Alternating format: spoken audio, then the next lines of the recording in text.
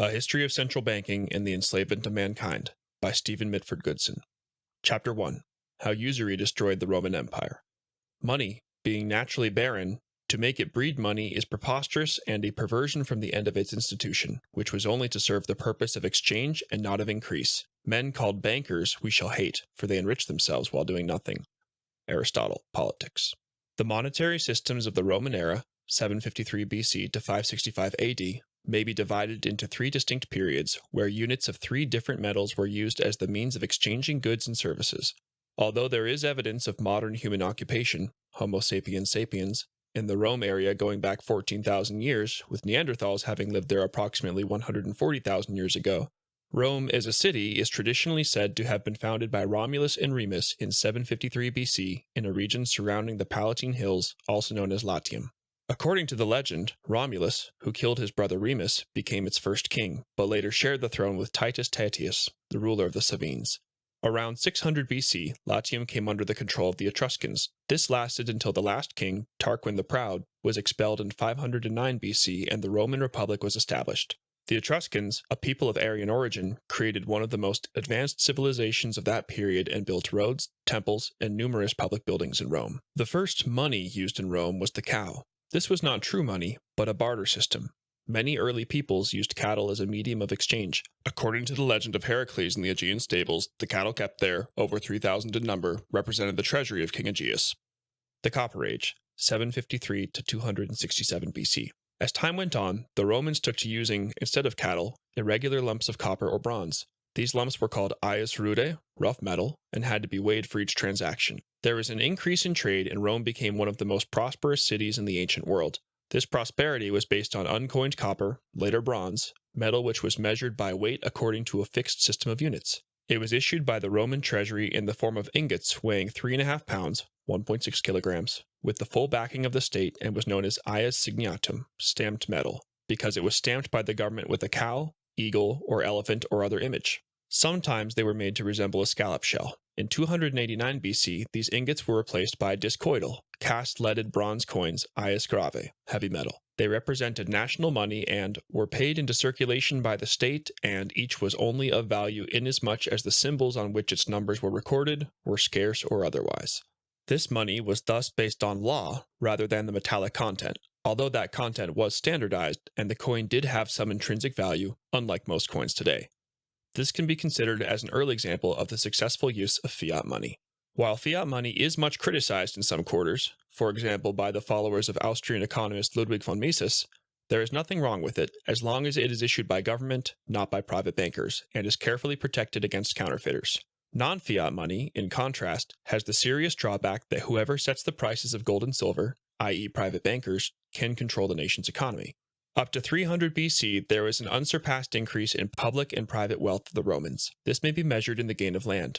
After the conclusion of the Second Latin War in 338 BC and the defeat of the Etruscans, the Roman Republic increased in size from 2,135 square miles, 5,525 square kilometers, to 10,350 square miles, 26,805 square kilometers, or 20% of peninsular Italy. In tandem with the expansion of its land area, the population rose from about 750,000 to 1 million, with 150,000 persons living in Rome itself. A partnership was formed between the Senate and the people known as Senatus Populusque Romanus, SPQR, the Senate and people of Rome. The political leaders were renowned for their frugality and honest virtue. The means of exchange was strictly regulated in accordance with the increase in population and trade, and there was zero inflation. Debt bondage nexum, whereby a free man offered his services as security for a loan plus interest, and where in cases of non-payment the debt had to be worked off, was abolished after plebeian agitation by the Lex Potelia in 326 BC. The Silver Age, 267 to 27 BC. The traditional money system was destroyed in 267 BC when the patrician elite attained the privilege to mint silver coinage. This change was typified by a patrician who went to the temple of Juno Moneta, from which the word money is derived, and converted a sack full of silver denarii to 5 times its original value by the simple expedient of stamping a new value on the coins. He thus pocketed a very substantial difference in seigniorage for his own private account.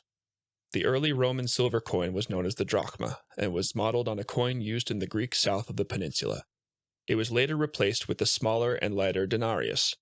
There was also a half denarius called the quinarius, and a quarter unit called the sestertius. Still later, the system was supplemented with the victoriatus, somewhat lighter than the denarius and probably intended to facilitate trade with Rome's Greek neighbors. There were very few deposits of silver in the Italian peninsula, and as a consequence the Roman army had to be expanded in order to conquer territories to obtain supplies. The Roman peasants, who had provided the Republic with food independence, were drafted in increasing numbers into the army. Agricultural production, especially corn, declined, and the peasant farms were replaced by latifundia, which were large estates worked by slaves. Wheat also had to be imported from North Africa. Tensions about granting citizenship and enfranchisement between Rome and her Italic allies resulted in the Social War from 90 to 89 BC. This lack of enfranchisement had led to the fragmentation of Roman society and the alienation of the working-class citizens, who were treated as chattel and who had no responsibilities and therefore no commitment towards the state. Until as late as the Second Punic War, from 218 to 201 BC, they were not allowed to serve in the army. This was a classic example of a society which had been monetarized. The Republic was weakened and there was increasing despotism. Piracy became a major problem, with raids taking place on the coast, villas being sacked, and travelers kidnapped. Violence became endemic and gangsters and terrorists were active in Rome, as there was no police force to maintain law and order. These are inevitable consequences of a society in which money had become the highest ethos. There was also political intrigue amongst the elite. Economic deprivation caused discontent amongst the poor, who were increasingly slaves from North Africa, and social unrest. This turmoil culminated in the revolt led by Spartacus in 73 to 71 BC. The first and second revolts were in 135 to 132 BC and in 104 to 100 BC. The Jewish role in the collapse. The first known Jews who arrived in Rome in 161 BC were Yehuda and Maccabee. These early Roman Jews employed themselves as craftsmen, peddlers, and shopkeepers. In the last occupation, they also indulged in money lending. As a community, they lived separately in apartments. They governed themselves according to their own laws and were exempt from military service. In 139 BC, the Jews, who were not Roman citizens, were expelled by Praetor Hispanus for proselytizing, but they soon returned. In 19 AD, by means of a senatus consultum, Emperor Tiberius expelled 4,000 Jews, who had been involved in various scandals, but none of these expulsions was properly enforced, and their continued presence, in particular as usurers, would play a significant role in the decline and collapse of the Roman Empire. Julius Caesar. Julius Caesar, 100 to 44 BC, was born into an aristocratic family on July 12, 100 BC. He was tall and fair-headed and practiced briefly as a lawyer before becoming a brilliant military commander who conquered Gaul, France, in 59 to 52 BC. After his defeat of Pompey the Great in 48 BC at Pharsalus, Caesar became the undisputed leader of the Roman Republic. On his return to Italy in September 45 BC, Caesar found the streets and cities crowded with homeless people who had been forced off the land by usurers and land monopolists. 300,000 people had to be fed daily at the public granary. Usury was flourishing with disastrous consequences. The principal usurers, many of whom were Jewish, were charging interest rates as high as 48% per annum. As Lucius Annaeus Seneca, 4 BC to 65 AD, the philosopher, would later remark in De Superstitione, the customs of that most criminal nation have gained such strength that they have now been received in all lands. The conquered have given laws to the conqueror. At that time there were two main political parties, the optimates, centered around the nobility, the Senate, and the privileged few, and the populares, who represented the citizens. Caesar immediately assumed leadership of the latter. Caesar fully understood the evils of usury and how to counter them. He recognized the profound truth that money is a national agent, created by law for a national purpose, and that no classes of men should withhold it from circulation so as to cause panics, in order that speculators could advance the rates of interest, or could buy up property at ruinous prices after such panic. Caesar introduced the following social reforms. 1. Restoration of property was done at the much lower valuations which held prior to the Civil War, 49 to 45 BC. 2. Several remissions of rents were granted. 3. Large numbers of poor citizens and discharged veterans were settled on allotments. 4. Free housing was provided to 80,000 impoverished families. 5. Soldiers' pay was increased from 123 to 225 denarii. 6. The corn dole was regulated. 7. Provincial communities were enfranchised. 8. Confusion in the calendar was removed by fixing it at 365 1/4 days from 1st of January 44 BC. His monetary reforms were as follows. 1. State debt levels were immediately reduced by 25%. 2. Control of the mint was transferred from the patricians, usurers, to government. 3. Cheap metal coins were issued as the means of exchange. 4. It was ruled that interest could not be levied at more than 1% per month. 5. It was decreed that interest could not be charged on interest, and that the total interest charge could never exceed the capital loaned, the in duplum rule. 6. Slavery was abolished as a means of settling debt. 7. Aristocrats were forced to employ their capital and not hoard it. These measures enraged the aristocrats and plutocrats whose livelihood was now severely restricted. They therefore conspired to murder Caesar, the hero of the people. On that fateful morning of the 15th of March, 44 BC, only 4 years after assuming power, he arrived at the Senate building unarmed, having dismissed his military guard, who had previously been in constant attendance. Surrounded by 60 conspirators, he was stabbed to death and received 23 wounds. The Gold Age, 27 BC to 476 AD. In 27 BC, shortly after Caesar's death and his deification, the Romans adopted the gold standard, which would have far-reaching implications for the financial stability of the empire and lead directly to its demise. Previously, during the days of the Roman Republic, gold coins were issued only in times of great need, such as during the Second Punic War or the campaign of Lucius Cornelius Sulla. There were very few gold mines in Europe, except in remote places like Wales, Transylvania, and Spain, and therefore most of the supplies could only be secured from the east. This in turn required a large and expensive army, which became engaged in constant conflict at the empire's fringes. The gold coin was known as an aureus. Also in circulation were the silver denarius and the copper coins, the sestertius, dupondius, and the as. The scarcity of gold or commodity money frequently induced periods of deflation as a result of the lack of a circulating means of exchange. In 13 BC, a measure of relief was provided when the weight of the gold aureus was reduced from 122 to 72 grains, and this remained the standard weight until 310 AD. However, metals continued to flow eastwards in order to pay for luxury items, religious dues, and usury payments. Furthermore, wear and tear resulted in the loss of 1/3 of total coinage in circulation over a 100-year period. As gold was treated as a commodity, its debasement was not tolerated. Emperor Constantine, 275 to 337 AD, personally ordered death for counterfeiting and the burning of public minters who committed falsification. Money changers who did not report a counterfeit gold bezant, solidus, were immediately flogged, enslaved, and exiled. These regulations were effective for the bezant, which weighed 70 grains and was slightly more than the bezant which was still circulating in 1025 AD and weighed 68 grains.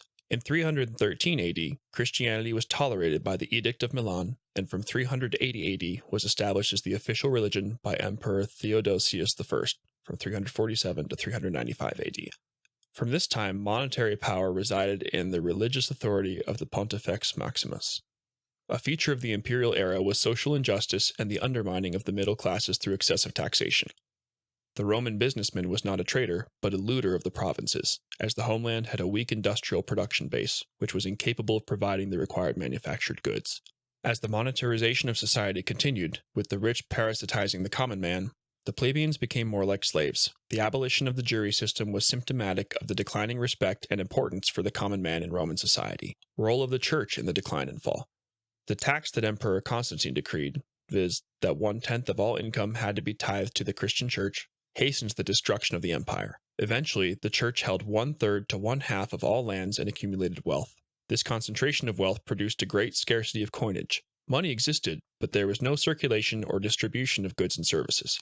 Instead of recycling the tithed money by means of investment in the community or charitable works such as construction of hospitals, schools, and libraries, vast hoards of gold were concentrated behind the 20-foot, 6.1 meter, thick walls of the fortress city of Constantinople and the Vatican fortress in Rome. In its last years in the 5th and 6th centuries, the Roman Empire had become a parasitic organism, subject to alternating phases of inflation and deflation. Its economic ruination preceded its political ruination. There was no industrial production, almost all food had to be imported, and usury was practiced on an unprecedented scale. The wealth of the empire that was not held by the church was controlled by 2,000 Roman families. The rest of the population lived in poverty. Consequences. The implosion of the western half of the empire in 476 AD, after repeated military incursions by the Goths and Vandals, resulted in the Dark Ages. A punishing multi-century deflationary depression followed. According to the United States Silver Commission of 1876, the metallic money of the Roman Empire at its height amounted to $1.8 billion, but by the end of the Dark Ages, it had shrunk to $200 million. Agriculture was reduced to subsistence level. Large sailing vessels vanished as there was no trade. Commerce stagnated. Arts and sciences were lost, and the knowledge of cement making disappeared. Major factors in the decline of the Roman Empire were the concentration of wealth, the absence of mining deposits for industrial production, and the vast importation of non-white slaves with the resultant degradation of the genetic value of the nation. By the 4th century AD, as a result of the continuing decline in Roman female fertility, slaves outnumbered citizens by 5 to 1. The most important economic reason was an inadequate supply of an inexpensive circulating medium of money and the false notion that money should be a commodity. Thus, from an economic perspective, the lessons from the fall of Rome are that of a dishonest economic system will inevitably contribute to the forces of dissolution. No society can survive a false economic system. For any society to function and prosper, it is absolutely fundamental that the means of exchange be issued free of debt and interest by the legal authority of the state as representatives of the people in perpetuity. A History of Central Banking and the Enslavement of Mankind by Stephen Mitford Goodson. Chapter 2. The Hidden Origins of the Bank of England. All great events have been distorted, most of the important causes concealed. If the history of England is ever written by one who has the knowledge and the courage, the world would be astonished. Benjamin Disraeli, Prime Minister of Great Britain. Ancient England. King Offa ruled the kingdom of Mercia, which was bounded by the rivers Trent and Mersey in the north, the Thames Valley in the south, Wales in the west, and East Anglia and Essex in the east, from 757 to 791 AD. It was one of the 7 autonomous kingdoms of the Anglo-Saxon Heptarchy. Offa was a wise and able administrator and a kind-hearted leader. He established the first monetary system in England. On account of the scarcity of gold, he used silver for coinage and as a store of wealth. The standard unit of exchange was a pound of silver divided into 240 pennies. The pennies were stamped with a star, Old English stara, from which the word sterling is derived. In 787, King Offa introduced a statute prohibiting usury, viz., the charging of interest on money lent, a concept which dates back to the pagan era. The laws against usury were further entrenched by King Alfred, 865 to 899, who directed that the property of usurers be forfeited, while in 1050, Edward the Confessor, 1042 to 1066, decreed not only forfeiture, but that a usurer be declared an outlaw and be banished for life. First Jewish migration and expulsion. The Jews first arrived in England in 1066 in the wake of William I's defeat of King Harold II at Hastings on the 14th of October. These Jews came from Rouen, 75 miles, 121 kilometers, from Falaise in Normandy, where William the Conqueror was born illegitimately as William the Bastard.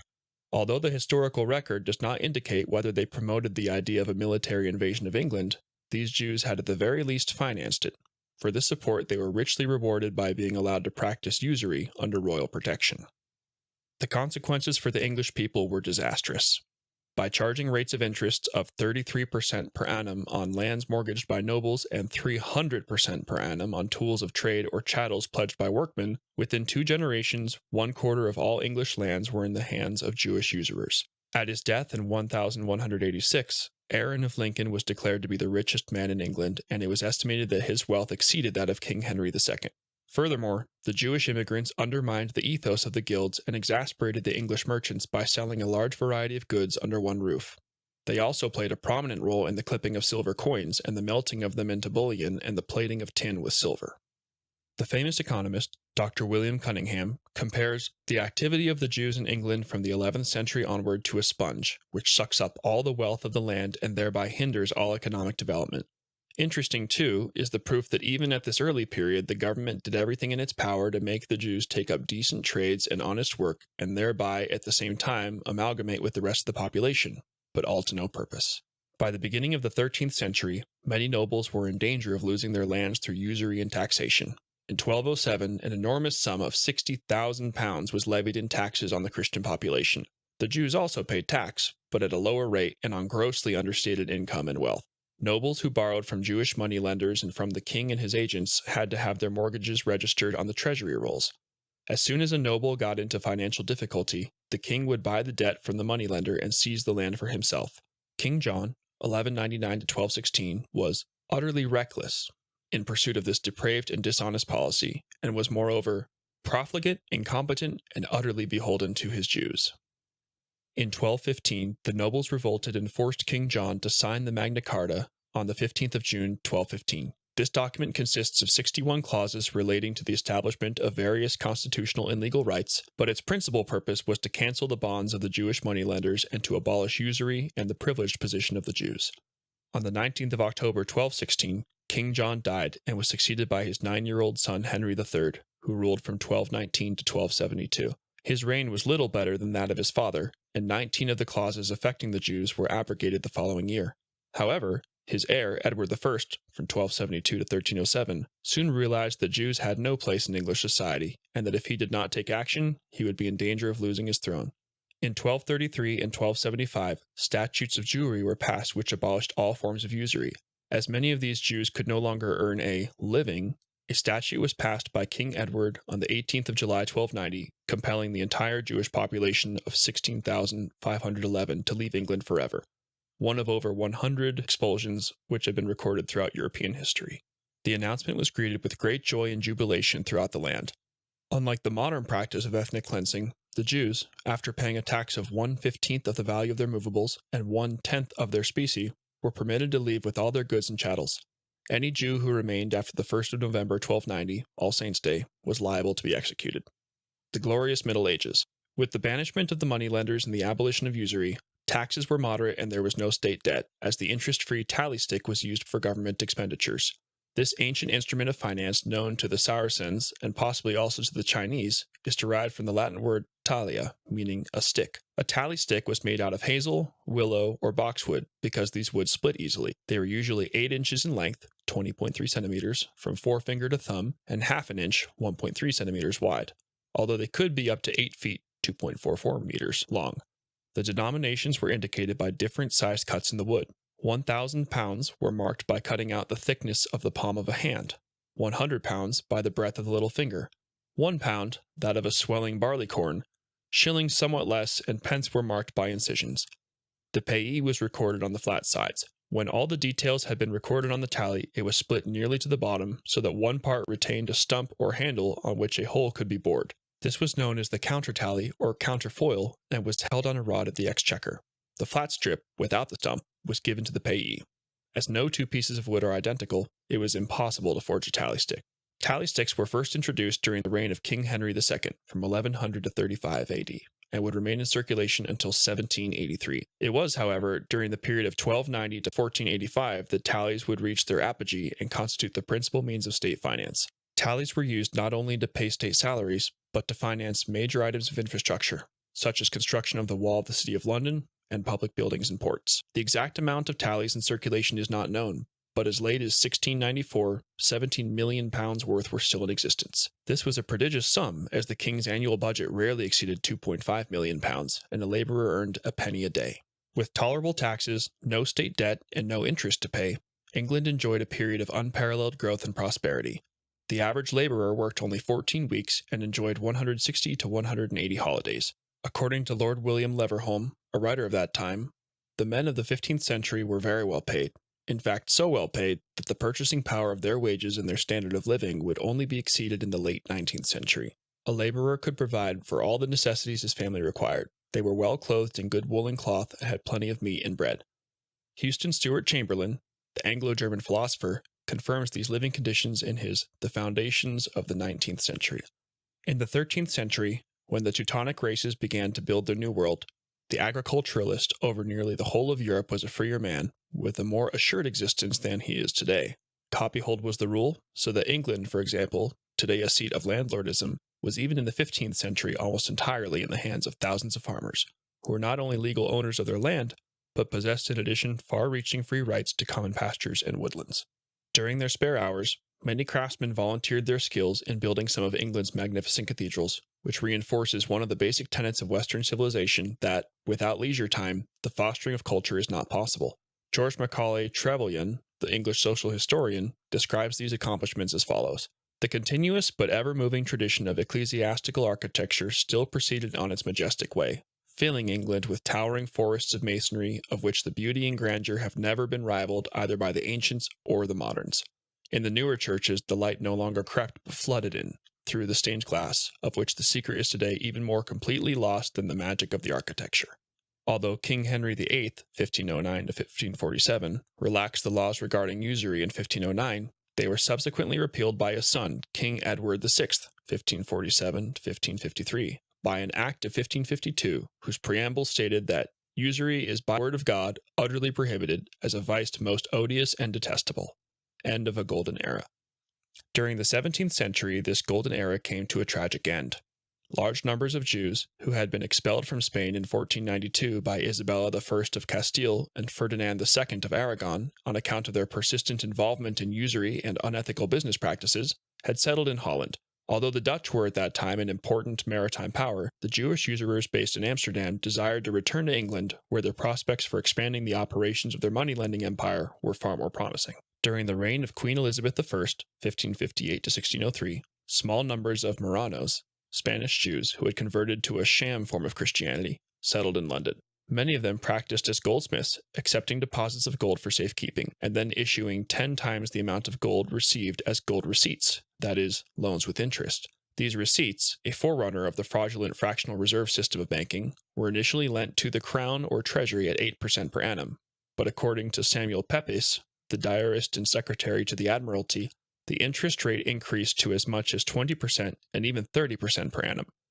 The rate of interest merchants paid often exceeded 33% per annum, even though the legal rate was only 6% per annum. Workmen and poor people bore the brunt of these extortionate rates of interest by having to pay 60%, 70%, or even 80% per annum.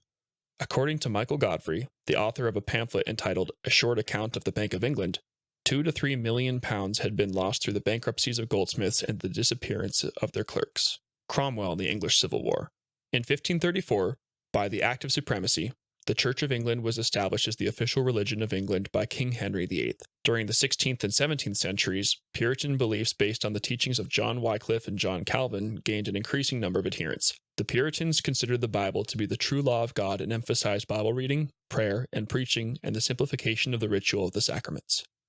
The Stuart King Charles I, 1625 to 1649, who wished to maintain the preeminence of the Anglican Church, came into intensified conflict with the Puritans, who were making great progress in proselytizing the population. After the assassination of Charles's trusted friend and advisor, the Duke of Buckingham in 1628, he gradually became more isolated. The growing religious division provided a perfect opportunity for exploitation by the Jewish conspirators. As Isaac Disraeli, the father of Prime Minister Benjamin Disraeli, wrote in The Life and Reign of Charles I, the nation was artfully divided into Sabbatarians and Sabbath breakers. In 1640, one of the leaders of the clandestine Jewish community, Fernandez Carvajal, a merchant and spy, who was also known as the Great Jew, organized an armed militia of about 10,000 operatives, who were used to intimidate the people of London and sow confusion. Large numbers of pamphlets and leaflets were also distributed. Civil war soon followed between the Royalists, Anglicans, and the Roundheads, Puritans, and lasted from 1642 to 1648. The Roundheads, with their New Model Army, were victorious, and an estimated 190,000 persons, or 3.8% of the population, died. The leader of the Roundheads was Oliver Cromwell, 1599 to 1658, whose New Model Army was not only outfitted and provisioned by the chief contractor and professional agitator Fernandez Carvajal, but also bankrolled by Jewish moneylenders in Amsterdam. The leader of the Dutch Jews, Manasseh ben Israel, sent begging petitions to Cromwell asking that the Jews be allowed to immigrate to England in return for the financial favors which he had so generously arranged. The regicide of King Charles I. The treachery to which Cromwell descended is revealed in correspondence between himself and the Synagogue of Molheim, Germany, 16th of June 1647, from O.C. Oliver Cromwell to Ebenezer Pratt. In return for financial support, Will advocated admission of Jews to England. This, however, impossible while Charles living. Charles cannot be executed without trial, adequate grounds for which do not at present exist. Therefore, advised that Charles be assassinated, but will have nothing to do with arrangements for procuring an assassin, though willing to help in his escape. In reply was dispatched the following: 12th of July, 1647, to O.C. from Ebenezer Pratt. Will grant financial aid as soon as Charles removed and Jews admitted. Assassination too dangerous. Charles will be given an opportunity to escape. His recapture will make trial and execution possible. The support will be liberal, but useless to discuss terms until trial commences. King Charles was staying as a virtual prisoner in Holmby House, Northamptonshire. On the 4th of June, 1647, 500 revolutionaries seized the king, but then allowed him to escape to the Isle of Wight, where he was subsequently arrested. On the 5th of September, 1648, the House of Commons decided that the king's concessions were satisfactory to a settlement. Cromwell then purged the House of Commons with the assistance of Colonel Pride until there was only a rump of 50 members left, who then duly voted that the king be put on trial. Not a single English lawyer was prepared to draw up a charge sheet against the king. Eventually, it was provided by a Dutch Jew, Isaac Dorislaus. The king was forced to participate in a show trial in a high court of justice in which 2/3 of its members were levelers from the army. Charles refused to plead, but was found guilty and executed on the 30th of January 1649. As the procession approached the scaffold, large numbers of the crowd shouted, "God save the king!" After the deed had been done, there was an enormous groan of anguish. Second Jewish migration. From the 7th to the 18th of December 1655, Cromwell, who was called the Protector, held a conference in Whitehall, London, in order to obtain approval for the large-scale immigration of Jews. In spite of the conference being packed with Cromwell's supporters, the overwhelming consensus of the delegates, who were mainly priests, lawyers, and merchants, was that the Jews should not be permitted to enter England. In October 1656, the first Jews were surreptitiously allowed to land freely in England, in spite of strong protests having been lodged by the subcommittee of the Council of State, who declared that these Jews would be a grave menace to the state and the Christian religion. The merchants, without exception, spoke against the admission of the Jews. They declared that the proposed immigrants would be morally harmful to the state and that their admission would enrich foreigners at the expense of the English. Cromwell died on the 3rd of September 1658 and was succeeded by his son, Richard, who ruled for 9 months. Charles I's son, Charles II, 1660 to 1685, succeeded his executed father. Although he would be the last English monarch to issue money, banknotes, in his own right, he made 2 fatal errors of governance. On the 1st of August 1663, he passed the euphemistically sounding Act for the Encouragement of Trade, which enabled the export of all foreign coins or bullion or gold or silver, free of interdict, regulation, or duties of any kind. During the debate on the bill, the Earl of Anglesey presciently observed that it is dangerous to the peace of the kingdom when it shall be in the power of half a dozen or half a score of rich, discontented, or factious persons to make a bank and accumulation of our own coin and bullion beyond the seas and leave us in want of money when it shall not, no longer, be in the king's power to prevent it. 3 years later, by means of an Act for the Encouragement of Coinage, he permitted private persons, i.e., bankers and goldsmiths, to mint the coins of the realm at the royal mint and thereby acquire the considerable benefits of the seigniorage, the difference between the face value of coins and their production costs, income for their own private account. Furthermore, it enabled them to increase or diminish the supply of money in circulation and to raise or lower prices at will to the great detriment of the general population. His brother, James II, 1685 to 1688, reign only lasted 3 years. He was a victim of unscrupulous pamphleteering and propaganda, which emanated mainly from Holland. A military expedition undertaken by Prince William of Orange eventually dethroned him. Although James's army was numerically superior, he was discouraged from attacking after John Churchill, 1st Duke of Marlborough, suddenly deserted him. According to the Jewish Encyclopedia, Churchill subsequently received an annual stipend of £6,000 for the Dutch Jew Solomon de Medina in payment for his treasonous conduct. These vast sums of blood money enabled Churchill to proceed with the construction of Blenheim Palace, which was completed at his death in 1722. William of Orange's military campaign, like that of the other William the Conqueror in 1066, was financed by Jewish bankers. In return for their support, William III, 1689 to 1702, would surrender the royal prerogative of issuing England's money free of debt and interest to a consortium known as the Governor and Company of the Bank of England. A. N. Field, in All These Things, summarizes these epical events known as the Glorious Revolution of 1688, but which was in effect the infamous revolution, as follows. 33 years after Cromwell had let the Jews into Britain, a Dutch prince arrived from Amsterdam surrounded by a whole swarm of Jews from that financial center. Driving his royal father-in-law, James II, out of the kingdom, he graciously consented to ascend the throne of Britain. A very natural result following on this event was the inauguration of the national debt by the establishment 6 years later of the Bank of England for the purpose of lending money to the crown. Britain had paid her way as she went until the Jews arrived. The pawnshop was then opened, and the resulting situation in which the nation finds itself today could not be better described than in the words put by Shakespeare with prophetic vision in the mouth of the dying John of Gaunt. This land of such dear souls, this dear, dear land, dear for her reputation through the world, is now leased out, I die pronouncing it, like to a tenement or pelting farm. England, bound in with the triumphant sea, whose rocky shore beats back the envious siege of watery Neptune, is now bound in with shame, with inky blots and rotten parchment bonds. That England, that was wont to conquer others, hath made a shameful conquest of itself. Richard II, Act 2, Scene 1. The history of the second Jewish settlement in Britain is one long trail of parchment bonds shackling the nation in debt. Every step of the ascent of the Jew in the nation's affairs has been marked by the increase and multiplication of debt. Establishment of the Bank of England. The need for a privately owned central bank was fronted by a retired pirate, William Paterson, when he wrote a pamphlet in 1693 entitled A Brief Account of the Intended Bank of England. He would later boast that this bank hath the benefit of interest on all moneys which it creates out of nothing. On Thursday, the 21st of June 1694, subscription lists for the bank, which had a capital of £1.2 million, were opened. By the following Monday, this amount had been fully subscribed. The ostensible purpose of the bank was to lend King William unlimited sums at 8% per annum to enable the prosecution of war, and in particular, the conflict against Louis XIV of France, whose country was not on the usury system. The bank would thus receive from the Crown interest of £100,000 per annum, the additional £4,000 being an administrative fee. The bank also acquired the right to issue £1.2 million in banknotes without any gold cover. Prior to its listing, the bylaws of the bank were carefully scrutinized by Sergeant-at-Law Cresswell Levins in order to ensure that the bank complied with its hidden purpose, viz., to fleece the English people in perpetuity by allowing the creation of the nation's money and means of exchange out of nothing at interest. All of this fake money was to be accompanied by compounding interest. Levins was a crypto-Jew, or Marrano, who practiced as an advocate and later served as a judge. There was much opposition to the establishment of the bank. Foremost were the goldsmiths and moneylenders, who correctly foresaw that it would bring an end to their usurious racket of fractional reserve banking based on their gold receipts.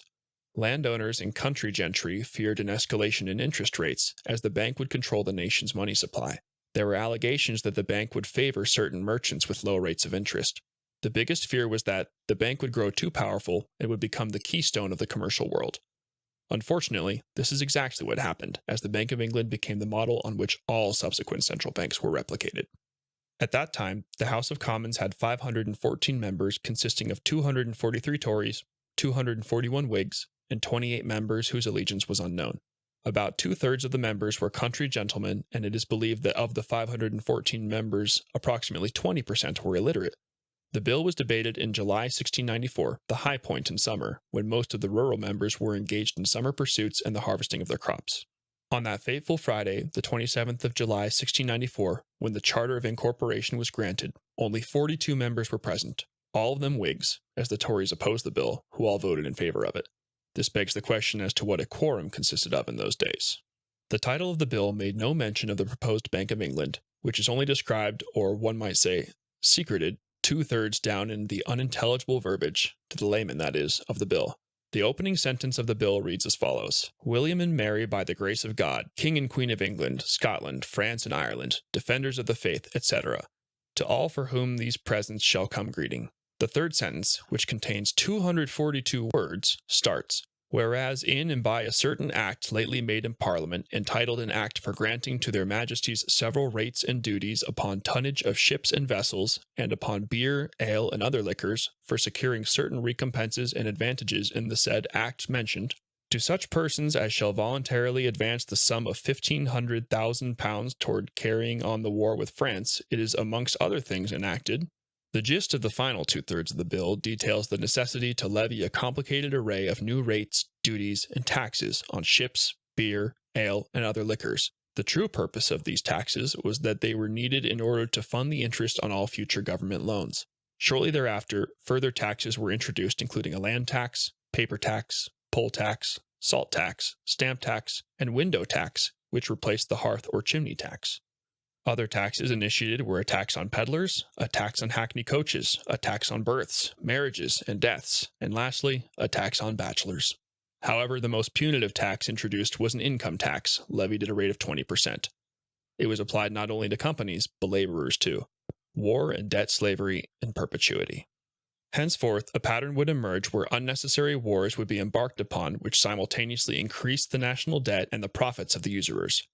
Significantly, most of these wars were started against countries that had implemented interest-free state banking systems, as was the case in the North American colonies and France under Napoleon. This pattern of attacking and enforcing the bankers' system of usury had been deployed widely in the modern era and includes the defeats of Imperial Russia in World War I, Germany, Italy, and Japan in World War II, and most recently, Libya in 2011. These were all countries which had state banking systems, which distributed the wealth of their respective nations on an equitable basis and provided their populations with a standard of living far superior to that of their rivals and contemporaries. Within 2 years of its establishment in 1696, the Bank of England had £1.75 million worth of banknotes circulating with a gold reserve of only 2%, or £36,000. On the 1st of May 1707, the union between Scotland and England was established, motivated in no small way by the necessity to seize control of the Royal Mint in Edinburgh, which took place in 1709. In 1720, after the conclusion of the War of the Spanish Succession, 1701 to 1714, the national debt had risen to £30 million, with the war itself having cost £50 million. After the American War of Independence, 1775 to 1783, which had been fought after the colonists had been forced to replace their debt and largely interest-free colonial scrip with English money and had resulted in 50% unemployment, the national debt soared to £176 million. According to Sir John Harold Clapham, who wrote The Bank of England, A History, 1694 to 1914, in 1944, Solomon de Medina and two de Costas, Fonseca, Henriquez, Mendez, Nunez, Rodriguez, Salvador, and Tejera de Matos, who were all Sephardic Jews, had acquired the majority of the bank's shares by 1722. In 1786, Prime Minister William Pitt the Younger tried to abolish the national debt with a sinking fund which generated interest of £1 million per annum to repay the debt. This scheme was soon abandoned because of the enormous increase in loans incurred to finance the war against Napoleon. In 1797, in order to pay for the burgeoning interest burden, a system of graduated income tax had to be introduced, which by 1815 was yielding £70 million per annum. The war against France lasted from 1792 until 1815. Among the principal objectives of this pointless bloodletting was to destroy Napoleon's debt and interest-free system of finance. See Chapter 3. During this period, England also waged a war against the United States from 1812 until 1814. This war, as was the case with the war against France, was instigated by England at the behest of banker Mayer Amschel Rothschild, real name Bauer, after the United States Congress refused to renew the charter of the Rothschild-controlled Bank of the United States, which had been the Central Bank of America from 1791 until 1811. Mayer Amschel Rothschild is famously credited with having said, "Give me control of the economics of a country, and I care not who makes her laws. The few who understand the system will either be so interested from its profits or so dependent on its favors that there will be no opposition from that class." British Prime Minister Spencer Perceval, 1809 to 1812, tried to stop this completely feudal war, but was assassinated on the 11th of May 1812 in the lobby of the House of Commons by John Bellingham, a political radical who had been set up by Rothschild. By 1815, the national debt had ballooned to £885 million. This completely unnecessary war resulted in approximately 3 million military personnel and at least 1 million civilians losing their lives. In order to destroy Napoleon's state bank, it cost the deluded British public a staggering £831 million, of which over £2.5 billion were still outstanding in 1914. The principal of £504 million had over the intervening period increased fivefold as a result of the compounding effect of interest. An astute agrarian and parliamentarian, William Cobbett, 1763 to 1835, at that time perceived what was afoot and wrote as follows: "I sat to read the Act of Parliament by which the Bank of England was created. The investors knew what they were about. Their design was to mortgage by degrees the whole country, lands, houses, property, labor. The scheme had produced what the world never saw before: starvation in the midst of abundance." In 1800, a member of Parliament, Sir William Pulteney, proposed the formation of a national bank after having made vigorous attacks against the bank. In 1824, another member of Parliament, David Ricardo, submitted a detailed plan to convert the Bank of England into a national bank. Both attempts failed. The affairs of the Bank of England remained secret, and it was not until 1833, 139 years later, that a sanitized version of its accounts were presented to Parliament by means of the Act of 1833. At the start of World War I in 1914, the national debt stood at £650 million. On March 31, 1919, it had increased to £7.434 billion, of which £3 billion is still outstanding after 95 years at an interest rate of 3.5% per annum. In the 1919 budget, 40% of expenditure was allocated to the payment of interest. In World War II, the national debt rose by almost 300%, from £7.1 billion in 1939 to £20.1 billion in 1945. As of March 2017, it stands at over £1.8 trillion.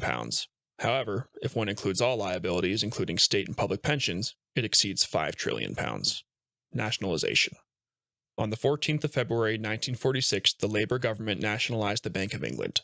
The shareholders received treasury notes to the value of £11,015,100, which were redeemable after 20 years. This nationalisation, which supposedly placed the bank under public control, did not introduce any change to the privately run system of fractional reserve banking and was undertaken purely for propaganda purposes as part of the Labour Party's nationalisation program of certain financial and industrial concerns. On the 6th of April 1974, the Bank of England established the Bank of England Nominees Limited, company registration number 1307478, a wholly owned subsidiary, with private shareholders holding its £101 shares, of which 50% were sold. There is a suspicion that this rearrangement of the bank's affairs represents a reverse takeover of it by private shareholders.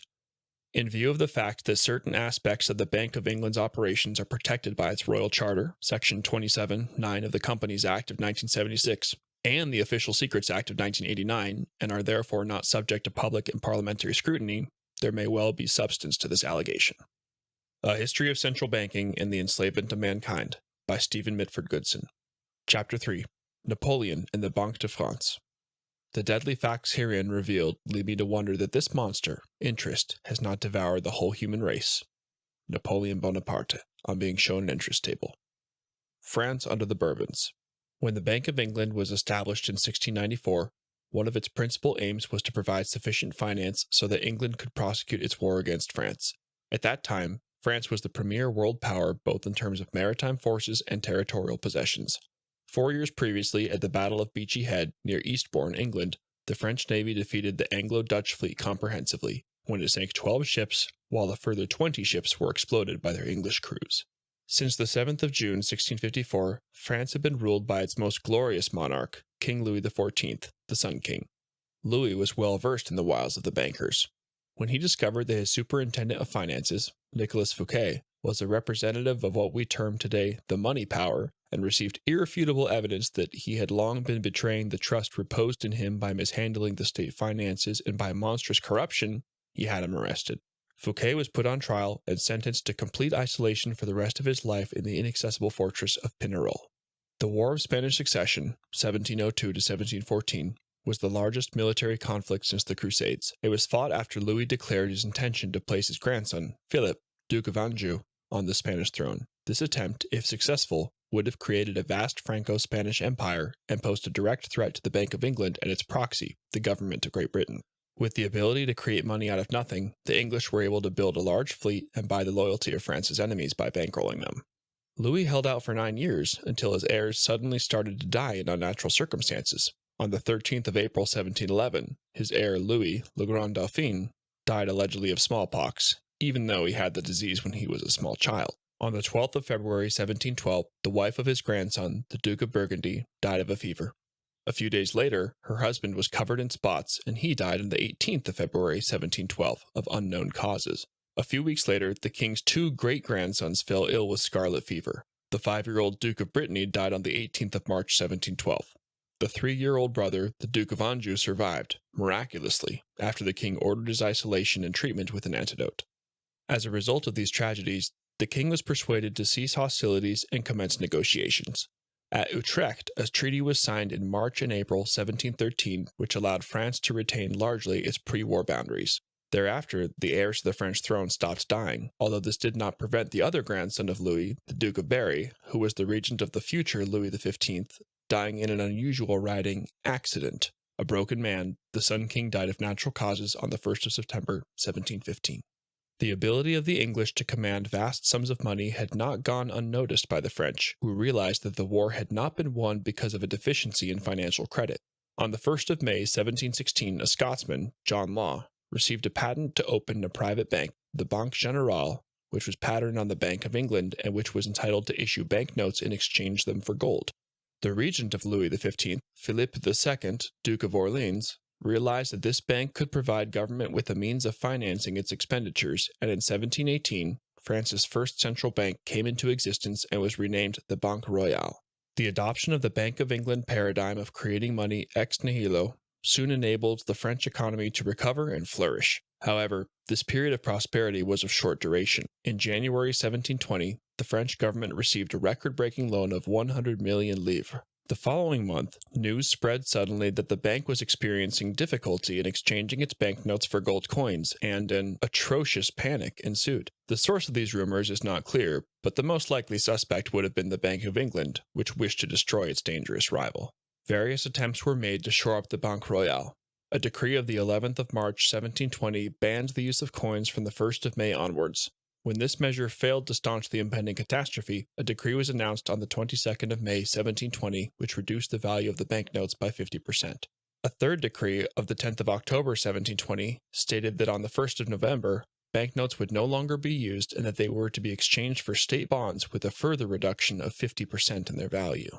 In November 1720, the Banque Royale declared itself bankrupt, and its founder and controller general of finances, John Law, fled the country the following month. For the Bank of England and its Jewish stockholders, the demise of the Banque Royale was an unmitigated triumph.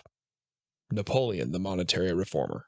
Napoleon, who was Emperor of France from 1804 to 1815, was very mindful of the fact that money always remains in hiding and only acts through agents, who are often unaware of the aims that they are pursuing. He realized that international money stood behind every foreign enemy, every monarch, and every political party, including the Jacobins, stating on one occasion that the hand that gives is above the hand that takes. Money has no motherland. Financiers are without patriotism and without decency. Their sole object is gain. He had very clear ideas as to how he wished the French economy to be run. He defined his system as being for the application of the resources of government, including finances, for the benefit and use of his people for the greater glory of God. His system was for the maintenance of spiritual as against material values, the nation as against political parties, patriotism as against greed, loyalty as against fear. The bedrock of the economy was to be agriculture, for that is the soul of the people, the foundations of the kingdom. Next in importance was industry, which ministers to the comfort and happiness of the population. A poor third came foreign trade, which only consists of the surplus of agriculture and industry. In his opinion, foreign trade ought to be the servant of agriculture and home industry. These last ought never to be subordinated to foreign trade. Napoleon's ultimate objective was to ensure not only financial independence, but self-sufficiency in the production of goods for domestic consumption. Napoleon would not allow loans to be employed for current expenditure, whether civil or military, under any circumstances. On the subject of debt, he had this to say: "One has only to consider what loans can lead to in order to realize their danger. Therefore, I would never have anything to do with them and have always striven against them. At one time, people asserted that I did not issue loans because I possessed no credit and could find nobody who would lend me anything. That is quite false. That surely implies a very scanty knowledge of human nature and an ignorance of stock exchange methods if people imagine that I could find no one ready to lend. It was not part of my system." The State Bank of the French Empire. Napoleon's first act on assuming power as First Consul on the 9th of November 1799 was to establish the Banque de France on the 18th of January 1800 as a joint stock company, which commenced operations on the 20th of February of that year. This bank replaced the 15, mainly Jewish, private banking houses which had been deeply involved in the events leading up to the Jewish Revolution against the French people, commonly, but incorrectly, known as the French Revolution from 1789 to 1799. These banks had increased the national debt to £170 million and had charged rapacious rates of interest on loans to the French crown, to the extent that, prior to 1789, it was allocating over 50% of its budget expenditure to interest. The bank was set up with a share capital of 30 million francs, divided into 30,000 shares of 1,000 francs each, of which a portion was subscribed by Napoleon, his family, and members of his entourage. The dividend of the shareholders was initially limited to 6% per annum, but was increased in 1806 to 2/3 of the bank's profits, with the remaining 1/3 being allocated to the bank's reserves. The 200 largest shareholders elected 15 regents, or directors, who sat on the general council administering the bank, and 3 censors, or inspectors, who supervised management of the bank. The general council, in turn, elected a central committee consisting of 3 members, one of whom was chairman. Napoleon made himself president of the bank, declaring that the bank does not belong to the shareholders only. It also belongs to the state, since the state has entrusted to it the privilege of issuing money. I wish the bank to be in sufficient measure in the hands of the state, but not too much so. On the 14th of April, 1803, by means of an act of Parliament, Napoleon abolished the right of 2 rival banks, the Caisse des Comptes de Commerce and the Comptoir Commercial, to issue banknotes, as he remarked at that time. "Have you not told me that, in order to preserve credit, it is a general practice that artificial money, like that of the Bank of France, shall issue from only one source? I adopt that idea. A single bank can be more easily watched than several concerns, both by the government and the public. With a view to emergencies, I cannot see any virtue in competition of this kind. On the 22nd of April, 1806, a new act was passed, which replaced the three-member Central Committee with a governor and two deputy governors. These appointments were personally vetted by Napoleon. The new act also increased the bank's capital to 90 million francs. Napoleon was so suspicious and distrustful of bankers that he personally supervised the operations of the treasury, lest the secrets of his monetary policies leak out and be exploited by speculators. He was thus his own banker, who controlled both the creation and distribution of money and credit to the chagrin of the international bankers, particularly the Rothschilds, who were virtually excluded from operating in continental markets. Napoleon made the franc the most stable currency in Europe. After France had abandoned the loan markets of the city of London, a fog of depression settled on its fraternity of bankers and usurers. In typical fashion, the English press began to stir up trouble for Napoleon. He was accused of having not observed the conditions of the Treaty of Amiens, which had been signed between England and France on the 25th of March, 1802. Relations broke down when Napoleon refused to sign a trade treaty, which would promote free trade and a modern-day version of globalization, and thereby force him to diminish the autarky and isolationism of his continental policy. England, under the direction of her international bankers, proceeded to bankroll Austria, Prussia, Russia, Spain, and Sweden, and duly declared war on France. The coalition forces exceeded 600,000. Napoleon could not muster even a third of that number, and would under normal circumstances have been compelled to secure a banker's loan in order to arm and feed them. On the 20th of December, 1803, he trumped the warmongers by selling Louisiana to the United States of America for £3 million. A brief period of peace and prosperity ensued. However, in 1806, a new coalition consisting of England, Russia, and Prussia, at the initiative of the last-named country, took to the field. Although the coalition forces were defeated at Jena on the 14th of October, 1806, Napoleon was forced to engage in a series of needless and senseless wars for the next 9 years in order to protect France and her new economic dispensation. He promulgated the Continental Blockade, whose objective was to destroy England's export trade, as he realized that England could not finance her imports and fund her allies at the same time.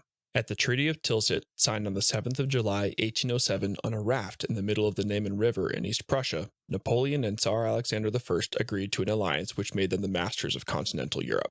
Alexander agreed to join Napoleon's continental blockade of England and to provide each other with mutual support in the event of disputes with other nations, and in particular the British Empire. At that time, France and Russia were the only two countries in Europe which were not on the usury system and were furthermore not indebted to the Rothschilds. They were therefore the only free and independent nations. However, a few years later, Russia started to violate the blockade. This action was premised on the fact that Russia, a producer of mainly raw materials, had very little industrial capacity and had been dependent on England for the importation of industrial products. Alexander was only prepared to continue with the blockade, subject to France supplying him with the industrial goods, which he had previously imported from England. France could not supply these goods, as England commanded the seas and there was no road or rail infrastructure in Europe at that time. Therefore, in order to enforce the blockade, Napoleon decided to invade Russia on the 24th of June, 1812, with an army of over 500,000 soldiers. Although he reached Moscow on the 14th of September, 1812, he found that it had been abandoned, and the subsequent winter retreat turned into a major disaster, with only 110,000 of his original army surviving. The following year, Napoleon was defeated at the Battle of the Nations, east of Leipzig, on the 19th of October, 1813. On the 11th of April, 1814, he abdicated at Fontainebleau. After being banished to the island of Elba, situated between Corsica and Tuscany, Napoleon attempted to stage a comeback at the Battle of Waterloo in modern-day Belgium on the 18th of June, 1815. All the belligerents, England, Prussia, and France, were financed by Nathan Rothschild, with France receiving a loan of £10 million. After his defeat, Napoleon was exiled to the British island of St. Helena in the South Atlantic, where he died under suspicious circumstances when he was still a fit man at the age of 51, on the 5th of May, 1821. An examination of Napoleon's remains has indicated that he almost certainly died of cyanide poisoning following chronic arsenic intoxication. In such a case, it would undoubtedly have been the work of a Rothschild assassin, which conforms to a pattern repeated consistently during the past 2 centuries of assassinating all leaders who propose, institute, or maintain systems of usury-free banking.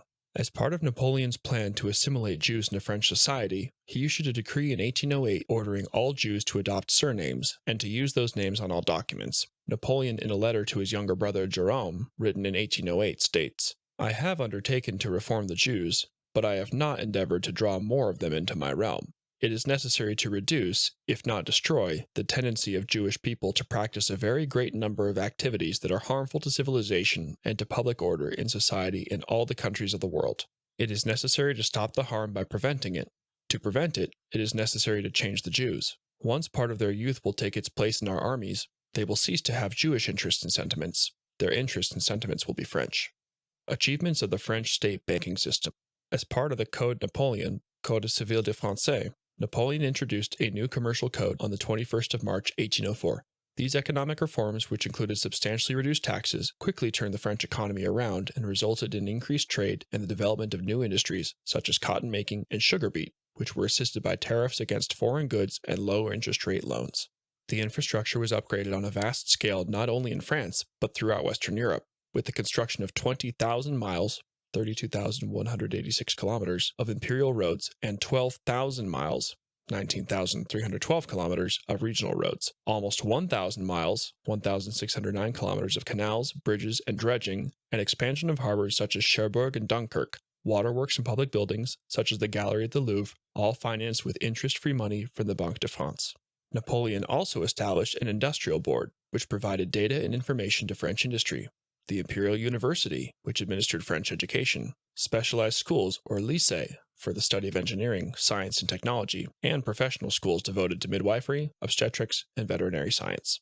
Napoleon described these accomplishments to his Irish doctor, Barry O'Meara, on the island of St. Helena, and said that they were his most enduring monument. The Allied powers cannot take from me hereafter the great public works I have executed, the roads which I have made over the Alps, and the seas I have united. They cannot place their feet to improve where mine have not been before. They cannot take from the code of laws which I formed, and which will go down to posterity. In conclusion, we may consider some of Napoleon's achievements, which he communicated to his former chamberlain and constant companion for 18 months on St. Helena, Comte de las Casas. I inspired France and Europe with new ideas which will never be forgotten. France's finances are the best in the world. To whom does she owe them? If I had not been overthrown, I would have made a complete change in the appearance of commerce as well as of industry. The efforts of the French people were extraordinary. Prosperity and progress were growing immeasurably. Enlightenment was making giant strides. New ideas were everywhere heard and published, for I took pains to introduce science among the people. If I had been given time, there would soon have been no more artisans in France. They would all have become artists. A History of Central Banking and the Enslavement of Mankind, by Stephen Goodson. Chapter 4. A Century of Struggle. Rothschild versus the People. Who hold the balance of the world? Who reign o'er Congress, whether royalist or liberal? Who roust the shirtless patriots of Spain, that make old Europe's journals squeak and gibber? Who keep the world, both old and new, in pain or pleasure? Who make politics run glibber all? The shade of Bonaparte's noble daring, Jew Rothschild, and his fellow Christian, Baring. Lord Byron, 12th Canto. Central Banking in the United States. As this section will show, all previous encounters which the United States has experienced with central banking have been very negative. During the colonial period, the American colonies created their own paper money. The first colony to do so was Massachusetts in 1691. Pennsylvania, New York, Delaware, and Maryland soon followed suit. They called their currency colonial script, or bills of credit. It freed them from the control of the English banks and enabled them to run their financial affairs in an inflation-free environment with few taxes. Throughout the colonies sustained, stable economic growth and prosperity were achieved, which would not have been possible under a privately run banking system based on usury. In 1763, American statesman Benjamin Franklin, 1706 to 1790, visited London, where he was shocked to observe slum conditions and the wide prevalence of poverty. When the British Parliament asked Franklin to explain the source of prosperity of the American colonies, he replied as follows: "That is simple. In the colonies, we issue our own money. It is called colonial script. We issue it in proportion to the demands of trade and industry to make the products pass easily from the producers to the consumers. In this manner, creating for ourselves our own money, we control its purchasing power, and we have no interest to pay anyone." The following year, in 1764, the Bank of England introduced a currency bill which severely restricted the colonies' rights to issue their own money and forbade its legal tender status for the payment of private and public debts. Instead, the bank ordered them to issue bonds at interest and sell them to the Bank of England in exchange for English money. In the event, only half of the currency was remitted. As a consequence of this law, the economy of the colonies collapsed, and within 1 year, more than half the population became unemployed and destitute. the Stamp Act of 1765 was the last straw, but the abolition of the colonial currency was the primary cause of the revolution. One of the first tasks entrusted to the Second Continental Congress, which convened for the first time on the 10th of May, 1775, was to issue its own currency, largely to finance its war expenditures. A total of $241,552,788 was issued during the currency's existence. The Bank of England quickly responded. Hundreds of workmen were recruited, and soon millions of dollars worth of counterfeit banknotes were rolling off the printing presses and being shipped to New York. The continental dollar retained much of its purchasing power during the first 2 years of its issuance, but once the English counterfeit banknotes started to increase in circulation, its value soon fell away, and by 1780, $1 was worth only 2.5 cents. 15 years later, in 1790, the Bank of England mounted another similar operation, when it employed over 400 workmen in 17 factories in southern and central England to print the assignat, which was the currency of revolutionary France. The assignat, which was backed by clerical lands, was in its initial stages successfully circulated as a means of exchange, and a significant portion of the national debt was repaid. However, by 1792, the massive infusion of counterfeit notes soon caused the assignat to plummet in value, and thereafter there was a brief period of hyperinflation. On the 14th of April, 1803, Napoleon Bonaparte introduced the government-issued franc, which acquired the status of legal tender in 1808. Already in 1781, before the conclusion of the War of Independence on the 11th of April, 1783, Robert Morris, 1734 to 1806, Superintendent of Finance, introduced a bill which restored the new state to servitude with the establishment of the Bank of North America. This bank commenced operations on the 4th of January, 1782. It attracted large deposits of silver and gold coin and bills of exchange obtained through loans from France and the Netherlands, which enabled it to issue paper currency on the strength of these reserves. Between 1791 and 1796, inflation surged by 72%. In 1795, the state of Pennsylvania withdrew its jurisdiction on account of alarming foreign influence and fictitious credit. On the 25th of February, 1791, the Bank of North America was succeeded by a second central bank, which was chartered as the first bank of the United States. It was imposed as a result of the intrigues of Alexander Hamilton, the Secretary of the Treasury, whose actions indicate that he was working hand in glove with the directors of the Bank of England, as it was modeled on that bank. The new bank had a capital of $10 million, of which 20% was held by the U.S. government and the balance by private investors. The bank was strongly opposed by future presidents John Adams, James Madison, and Thomas Jefferson, then Secretary of State, who would later state that the central bank is an institution of the most deadly hostility existing against the principles and form of our Constitution. I believe that the banking institutions are more dangerous to our liberties than standing armies. Already they have raised up a moneyed aristocracy that has set the government at defiance. The issuing power should be taken from the banks and restored to the people to whom it properly belongs. If the American people ever allow the banks to control the issuance of their currency, first by inflation and then by deflation, the banks and corporations that grow up around them will deprive the people of all property until their children will wake up homeless on the continent their fathers occupied. The following year, the bank organized the first crash, known as the Panic of 1792. By flooding the market with cheap loans and suddenly calling most of them in, the bank precipitated a 25% plunge in the price of 6% Treasury bonds, which resulted in financial chaos. By the end of 1795, the bank had lent $6 million to government, or 60% of its capital. As the bank was allegedly concerned about the stability of government finances, it demanded partial repayment of this loan. The government did not have the funds available and was therefore forced to sell its shareholding in the bank between the years 1796 and 1802. By means of this cunning ruse, the bank became 100% privately owned, of which 75% of the shares were held by foreigners. In 1811, the bank's charter came up for renewal. The bank was concealing its profits, operating in a clandestine manner, and was believed to be unconstitutional. It was designed primarily to serve the business interests of the North at the expense of the agricultural development of the South, while the Democrats, Republicans, Jeffersonians wanted to abolish it. Former President Thomas Jefferson was one of those who violently opposed renewal of the bill. What particularly irked the legislators was the fact that the bank was now 100% in the ownership of foreigners. The press variously described the central bank bill as a great swindle, a vulture, a viper, and a cobra. Furthermore, they contended that it was the constitutional right of Congress to regulate weights and measures and issue coined money. The bill was defeated by a wafer-thin margin of 65 to 64 votes, which was an achievement, as there is a strong likelihood that many of the yes votes were bought. On the 3rd of March, 1811, the bank finally closed its doors. When the principal shareholder of the First Bank of the United States, Mayor Amschel Rothschild, heard about the deep dissension regarding the renewal of the bank's charter, he flew into a rage and declared that either the application for renewal of the charter is granted, or the United States will find itself involved in a most disastrous war. He also said that, "I will teach those impudent Americans a lesson and bring them back to colonial status." Rothschild tried to influence the British Prime Minister Spencer Perceval into declaring war on the United States in order to resurrect his privately owned central bank. In 1807, Perceval joined the cabinet as Chancellor of the Exchequer.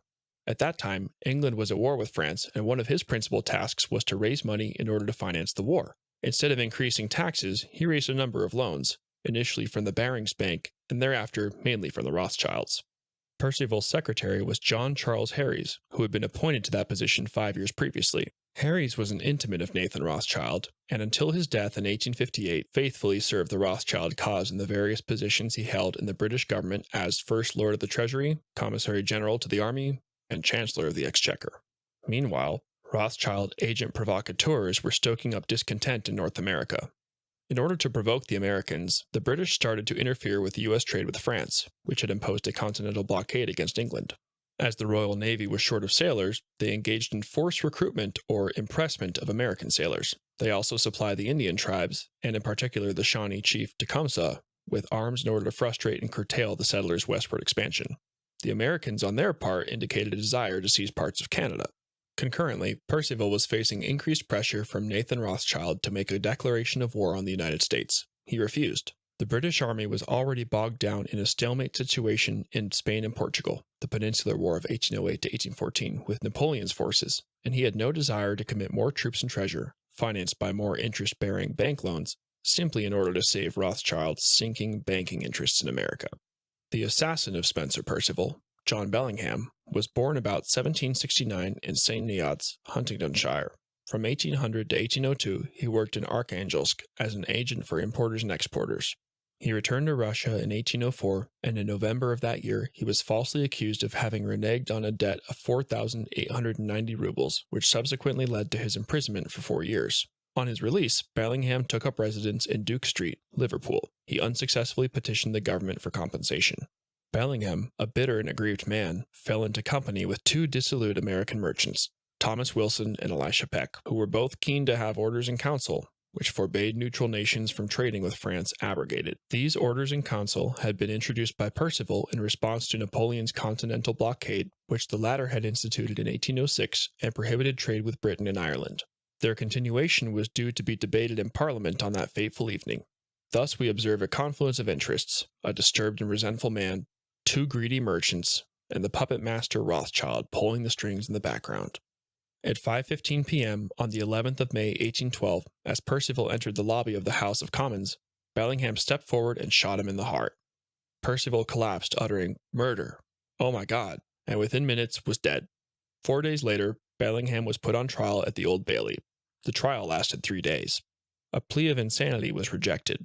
The brevity of the trial was presumably related to the necessity of preventing any untoward disclosures.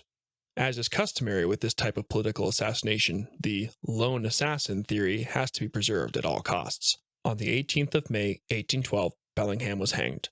A few weeks later, after Perceval's murder, the orders in council forbidding neutral nations trading with France were revoked. In the United States House of Representatives, Henry Clay, who was a Freemason, led a group of young Democratic Republicans known as the War Hawks.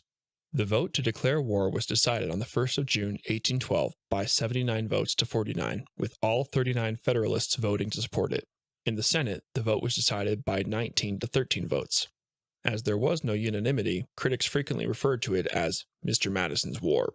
In England, Perceval's successor, Lord Robert Liverpool, was an enthusiastic supporter of the war. However, neither belligerent was able to achieve its objectives, except Nathan Rothschild, who realized his aim of setting up the Second Bank of the United States on the 10th of April, 1816. When hostilities ceased over 2 years later, on the 24th of August, 1814, over 24,000 lives had been lost. The war was very costly to the United States in financial terms. It incurred a huge war debt of $105 million relative to its population of 8 million. As a result thereof, the national debt increased by 182% from $45 million in 1812 to $127 million in 1815. Peace was signed in Ghent, Belgium, on the 24th of December, 1814. The Second Bank of the United States had an enlarged capital of $35 million. The bank immediately established a large number of branch banks to lend fiat money at compound rates of interest. In 1822, President James Monroe appointed Nicholas Biddle president of the bank. Biddle had first made contact with the Rothschilds while on government business in Paris in 1804, while acting as secretary to United States Minister to France, John Armstrong. As president of the bank, he acted as point man to James de Rothschild, who was the bank's principal investor.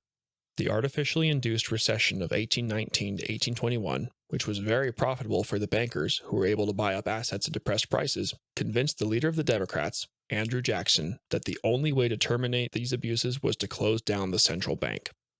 In his re-election campaign in 1832, he declared that the monster must perish, and his chief slogan was, "Vote Andrew Jackson, no bank."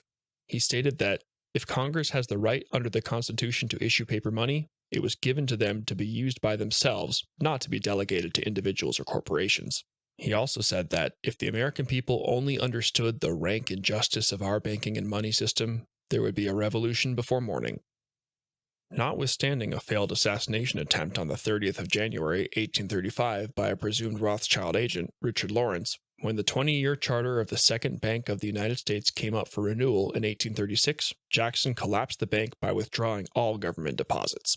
He promptly repaid the national debt in its entirety, leaving a surplus of $50 million in the Treasury.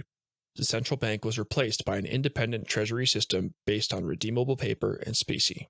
During President John Tyler's term of office, 1841 to 1845, 2 attempts were made by Congress under the sponsorship of the former Speaker of the House of Representatives, Henry Clay, to renew the charter of the Bank of the United States. Clay, who had in 1820 become Grand Master of the Kentucky Lodge, was another agent deemed to be under the influence of the Rothschilds. Tyler vetoed both of these bills and was subsequently inundated with hundreds of letters threatening him with assassination. For the next 77 years, the United States developed without the need of a central bank. Its means of exchange were funded primarily by debt and interest-free Treasury greenback dollar bills, first issued by President Abraham Lincoln in 1862 in order to finance his military expenditure during the Civil War, and gold and silver coins. Up to 1873, gold and silver could be coined at any U.S. mint free of charge. After having rejected offers by private bankers to lend money to the United States government at interest rates varying between 24% and 36% per annum, Lincoln had, on the advice of his friend Colonel Dick Taylor, issued $347 million of currency at no cost to the American people except for the expense of printing and distribution. Lincoln's defiance of Lionel Rothschild and his uncle James resulted in his assassination on the night of the 15th of April, 1865, by John Wilkes Booth, real name Botha, at the behest of the Rothschilds' local agent named Rothberg. The American Civil War, 1861 to 1865, left the U.S. government with a war debt of $5 billion. As a result of inflation, these bonds had declined in value to $2.5 billion. Large quantities of these bonds were bought up by Rothschild's agent August Belmont in the hope of realizing them at their face value in gold. In the 1868 presidential election, the Democratic Party candidate George H. Pendleton pledged payment only in paper. He was soon replaced by Horatio Seymour on the initiative of Belmont, who had assumed chairmanship of the Democratic National Committee in 1860. Seymour promised payment in specie. However, when the convention passed a resolution in favor of paper, Belmont was forced to switch sides and thereafter secretly supported the Republican candidate, General Ulysses S. Grant, and used his part ownership of the New York World newspaper in order to denigrate and undermine the chances of Seymour. Grant won, and, on assuming office in 1869, he promptly introduced the Public Credit Act, which paid out the face value on the $5 billion worth of bonds in gold. This resulted in the Rothschilds and their associates making a 100% profit. The silver exchange was abolished and replaced by a gold standard by means of an act revising and amending the laws relative to the mints, assay offices, and the coinage of the United States. On the 17th of January, 1873, this act was passed by the Senate. According to a sworn affidavit of Mr. Frederick A. Luckenbach dated the 9th of May, 1892, he had learnt from Mr. Ernst Sade in London that the demonetization of American silver had been expressly ordered by the governors of the Bank of England, who had furthermore paid £100,000, $500,000, in order to have a sufficient number of committee members of the U.S. Congress dealing with financial matters bribed.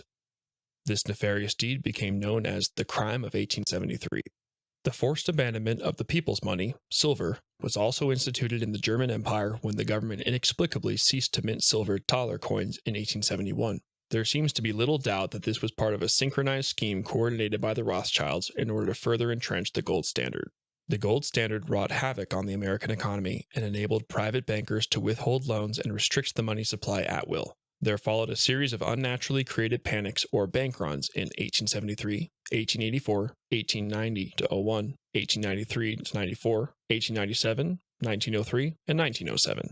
These artificially created bank runs so incensed President James Abram Garfield that shortly after he took office on the 4th of March, 1881, he issued a statement in the middle of June of that year that he intended to master the problem when he said the following: "Whosoever controls the volume of money in any country is absolute master of all industry and commerce. And when you realize that the entire system is very easily controlled, one way or another, by a few powerful men at the top, you will not have to be told how periods of inflation and depression originate."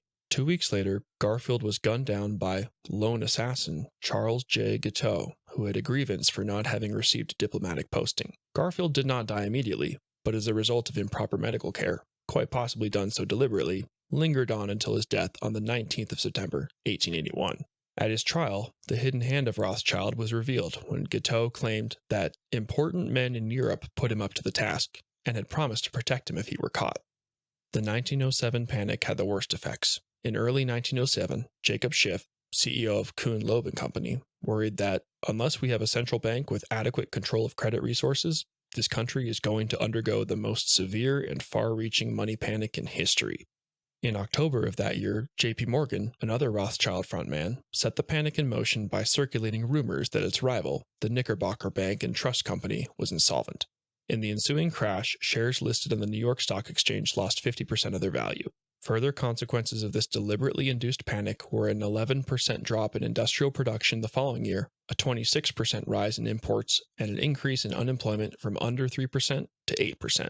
It was these continual phases of artificially created boom and bust, inflation and deflation, which provided the motivation and pretext to set up a central bank, which would allegedly solve all these never-ending problems for all time. Establishment of the United States Federal Reserve Bank.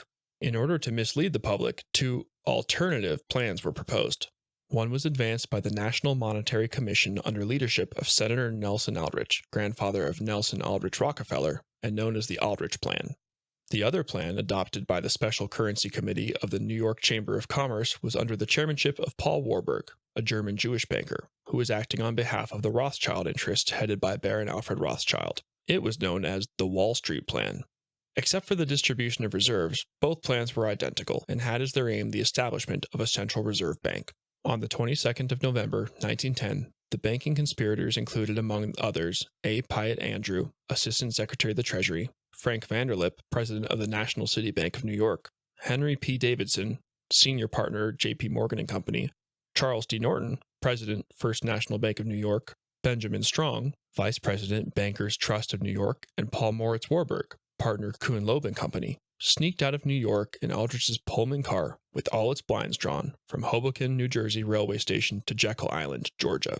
At the very exclusive Jekyll Island Hunt Club, owned by J.P. Morgan, the fate of the American people, and indeed the world, would be determined over the next 10 days by this group of criminally inclined financiers, who were also known as the First Name Club. Only first names were used so as not to reveal their identities to the staff.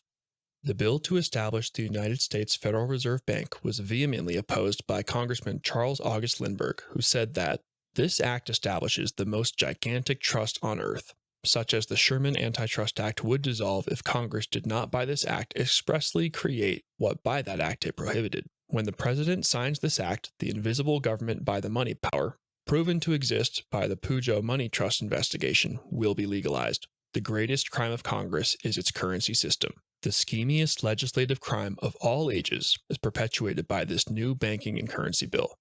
The bill was bitterly opposed in the Senate, with Senator Robert M. La Follette being one of its most vociferous opponents. It was passed into law on the 23rd of December, 1913, after the members of the Senate had been threatened by the thoroughly disreputable President Woodrow Wilson, who was as devoid of ethics and principle as he was of morality, that he would keep them in session until it had passed the bill and deny them their Christmas recess.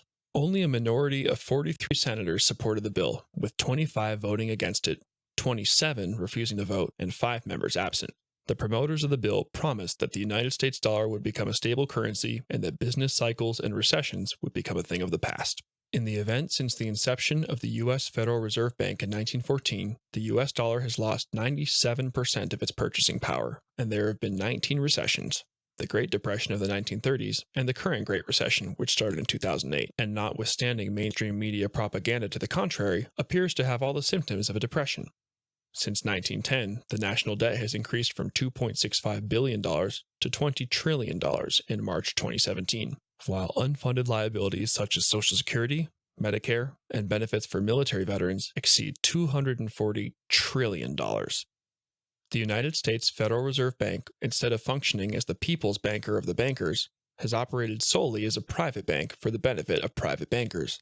It comes as no surprise that in its 104 years of existence, its accounts have never been submitted to public audit. The following are the bank's principal shareholders: Rothschild Banks of London and Berlin, Lazard Brothers Banks of Paris, Israel Moses Seif Banks of Italy, Warburg Bank of Hamburg and Amsterdam, Shearson American Express, Goldman Sachs of New York, J.P. Morgan Chase Bank. The State Bank of the Russian Empire. Meanwhile, across the Atlantic, a different system of finance, viz. State banking, had been adopted. From September 1814 to June 1815, the Congress of Vienna was held in order to settle the issues arising from the French Revolutionary Wars, the Napoleonic Wars, and the dissolution of the Holy Roman Empire.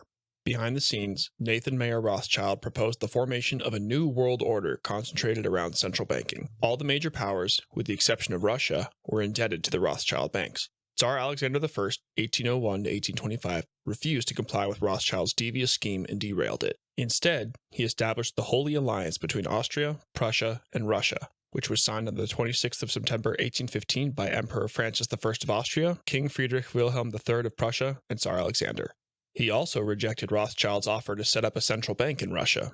Whether it was because he distrusted the shady banker or was aware of the perils of central banking is not known, but he wisely declined. However, his prudent behavior incurred the vindictive and unrelenting wrath of the Rothschilds, who, according to Major General Count Sheriff-Spiridovich, were responsible for the assassination of the last 5 czars and would seek and obtain their Talmudic vengeance in spectacular fashion 102 years later.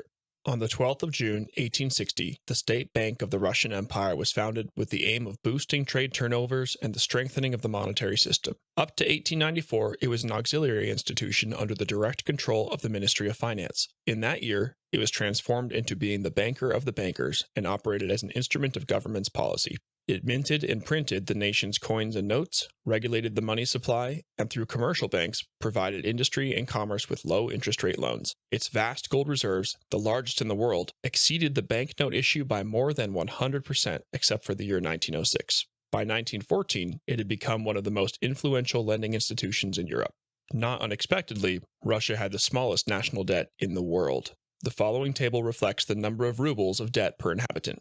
France, 288. Great Britain, 169.8. Germany, 135.6. Russia, 58.7. By 1914, 83% of the interest and amortization of the national debt, of which less than 2% was held abroad, was funded by the profits of the Russian state railways. In 1916, the total length of the main lines was 100,817 verst, or kilometers. Russian commercial and canal tonnage of 11,130,000 in 1910 exceeded British merchant tonnage of 10,750,000. In 1861, Tsar Alexander II, 1855 to 1881, abolished serfdom, which at that time affected 30% of the population. By 1914, very little land remained in the possession of the Russian estate owners, who were mainly the nobility. 80% of the arable land was in the hands of the peasants, which had been ceded to them for a very small sum. This land was held in trust by the village commune, or mir. However, after the passing of the Stolypin Act in 1906, peasants could obtain individual title with hereditary rights. By 1913, 2 million families had availed themselves of this opportunity to acquire what became known as Stolypin farms. Nearly 19 million acres, 7,689,027 hectares, were allotted to these individual peasant proprietors by the land committees. The Peasant State Bank, which was described at that time as the greatest and most socially beneficent institution of land credit in the world, granted loans at a low rate of interest, which was in effect a handling charge. Between 1901 and 1912, these loans increased from 222 million rubles to 1.168 billion rubles. Agricultural production soared so that by 1913, Russia had become the world's breadbasket, as the following table reveals. Russia provided 42.3% of the world's barley, 30.3% of the world's oats, 67% of the world's rye, and 31.2% of the world's wheat. Russian agricultural production of cereals exceeded the combined production of Argentina, Canada, and the United States by 25%. In 1913, Russia had 37.5 million horses, more than half of all those in the world. She also produced 80% of the world's flax and provided more than 50% of the world's egg imports. Mining and industrial output also expanded by huge margins. Between 1885 and 1913, coal production increased from 259.6 million poods to 2,159.8 million poods. Cast iron production rose from 25 million poods in 1890 to 1,378 million poods in 1913, and petroleum production rose from 491.2 million poods in 1906 to 602.1 million poods in 1916. From 1870 to 1914, industrial output grew by 1% per annum in Great Britain, 2.75% per annum in the United States, and 3.5% per annum in Russia. During the period from 1890 to 1913, industrial production quadrupled, and Russian industries were able to satisfy 80% of internal demand for manufactured goods, a perfect example of autarky. Throughout the last 20 years of peacetime imperial rule, 1895 to 1914, the increase in gross domestic product averaged 10% per annum. With the Russian state bank creating the people's money out of nothing at almost zero interest, as opposed to the rest of the world where central banks allowed parasitic private banks to create their nation's money supply at usurious rates of interest, it comes as no surprise to find that in 1912, Russia had the lowest levels of taxation in the world. These very low rates of taxation also attest to the efficiency of the Russian government. Furthermore, throughout this period of state banking, there was no inflation and no unemployment. Between 1897 and 1913, state receipts rose from 1.4 million gold rubles to 3.471 million gold rubles. By 1914, the surplus on the budget account was 512 million gold rubles, and there was no increase in taxation. Throughout the same period, the foreign trade balance between exports and imports was in surplus. An indication of the financial health of the Russian economy can be gauged from the following comparative table of gold reserves. The gold reserves in banknotes are expressed in millions of rubles. An independent study by British lawyers concluded that the Russian code of laws and judiciary were the most advanced and impartial in the world. Elementary education was obligatory and free, right up to university level, where only nominal fees were charged. Between 1906 and 1914, 10,000 schools were opened annually. Russian universities were renowned for their high academic standards. In labor relations, the Russians were pioneers. Child labor was abolished over 100 years before it was abolished in Great Britain in 1867. Russia was the first industrialized country to pass laws limiting the hours of work in factories and mines. Strikes, which were forbidden in the Soviet Union, were permitted and minimal in Tsarist times. Trade union rights were recognized in 1906, while an inspectorate of labor strictly controlled working conditions in factories. In 1912, social insurance was introduced. Labor laws were so advanced and humane that President William Taft of the United States was moved to say that the Emperor of Russia has passed workers' legislation which was nearer to perfection than that of any democratic country. The people of all races in the Russian Empire had an equality of status and opportunity, which was unparalleled in the modern world. His Imperial Majesty Tsar Nicholas II, 1868 to 1917, and his state bank had created a workers' paradise that was unrivaled in the history of mankind. On the 17th of November, 1917, the Rothschilds, fearful the replication of this extraordinary example of freedom and prosperity would destroy their malevolent banking empire, instigated and financed a Judeo-Bolshevik revolution in Russia, which wrecked and ruined a wonderful country and resulted in the deaths by murder and starvation, according to Alexander Solzhenitsyn, of 66 million innocent people. The creation and control of the Soviet Union. In Wall Street and the Bolshevik Revolution, author Professor Anthony Sutton, with the assistance of State Department documents and personal papers of American international bankers, details the enthusiastic alliance of Wall Street and Marxist socialism. Without the financial support of J.P. Morgan's Guarantee Trust Company, John D. Rockefeller's Chase National Bank, Jacob Schiff's Kuhn-Loeben Company, and Ulf Ashberg of the Swedish Nordbanken, the Judeo-Bolshevik Revolution would not have succeeded. Of more particular interest in the financing of the revolution is the role which Maxim Litvinov, 1876 to 1951, who was born Meyer Genoch Moskowitz Wallach Finkelstein, played as a revolutionary in destroying Imperial Russia and handing it over to the international bankers. Litvinov commenced his revolutionary career in 1898. In 1901, he was arrested and spent 18 months in prison, from which he escaped. In 1903, he was entrusted with money, which was used to finance and distribute the newspaper of the Russian Socialist Democratic Party, Iskra, which was printed in London. In 1905, Litvinov received further funds from Friends from Abroad, which enabled the purchase of arms, again in London. Thereafter, Litvinov, now known as Papasha or Daddy, became the source of all foreign funds and was appointed treasurer of the party, a decision which Lenin could not overrule, because Litvinov was a representative of the Rothschilds with powers exceeding those of Lenin. Lenin was merely informed of the decision. A few months later, at a meeting in Geneva, Litvinov was elected Secretary of Foreign Transport Groups. Lenin was again informed of this decision. Litvinov was never a genuine revolutionary, but instead used Bolshevism as a disguise in order to advance the aims of his master's agenda.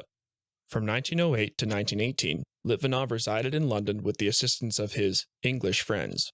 During this period, he held a variety of occupations working for a publishing house, Williams & Norgate, a tourist agency, and selling farm machinery. Presumably, these occupations provided a suitable cover for his clandestine activities. In 1914, at the outbreak of World War I, the Russian government demanded that all its citizens be returned to Russia in order to serve in the army. However, the British authorities allowed Litvinov to remain. In 1916, Litvinov married a daughter of one of the most distinguished Jewish families in England, Ivy Lowe. On the 3rd of January 1918, Litvinov was appointed as the authorized representative of Soviet Russia. One of his first tasks was to demand that the money held at the Bank of England on behalf of the Tsarist embassy be handed over to him. The bank duly complied. In September 1918, a conspiracy against the Bolsheviks involving British ambassador Robert Bruce Lockhart was exposed.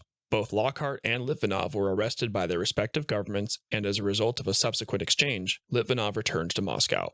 His new assignment was to secure fast outflow of gold and jewelry from Russia via Scandinavia under the cover of a scheme to purchase steam engines later known as gold engines. A quarter of Russia's gold reserves were transferred to Sweden for onward transshipment. For the Rothschilds, it was now retribution time. On the 21st of April, 1921, Litvinov was appointed Commissioner of the Council of People's Commissars for Currency Transactions and Sales of Gold Abroad. Several hundred millions, rubles, of our gold went through my hands and was sold abroad. I sold the majority of this gold directly or through various intermediaries to large French companies, which remelted this gold either in France or Switzerland, and then this gold went to its final destination in storage at the American Reserve Bank, Rothschild's privately owned bank. Litvinov had become the authorized representative of the bankers, owners of the FRB, the Bank of England, and Soviet Russia. As can be seen, the Bolshevik Revolution was little more than a giant asset-stripping exercise by the Rothschilds. In December 1921, the Kuzbass Autonomous Industrial Colony was established. It handed over control of a vast industrial complex to a group of American and European investors who had assisted in financing it. Thereafter, millions of gold rubles flowed abroad without any customs duties, allegedly as interest for the capital invested by European bankers, despite the fact that the investments were not all that large. In 1924, Joseph Stalin became the leader of the Soviet Union, but Litvinov, who feared no one, remained preeminent. His rudeness to Stalin was legendary.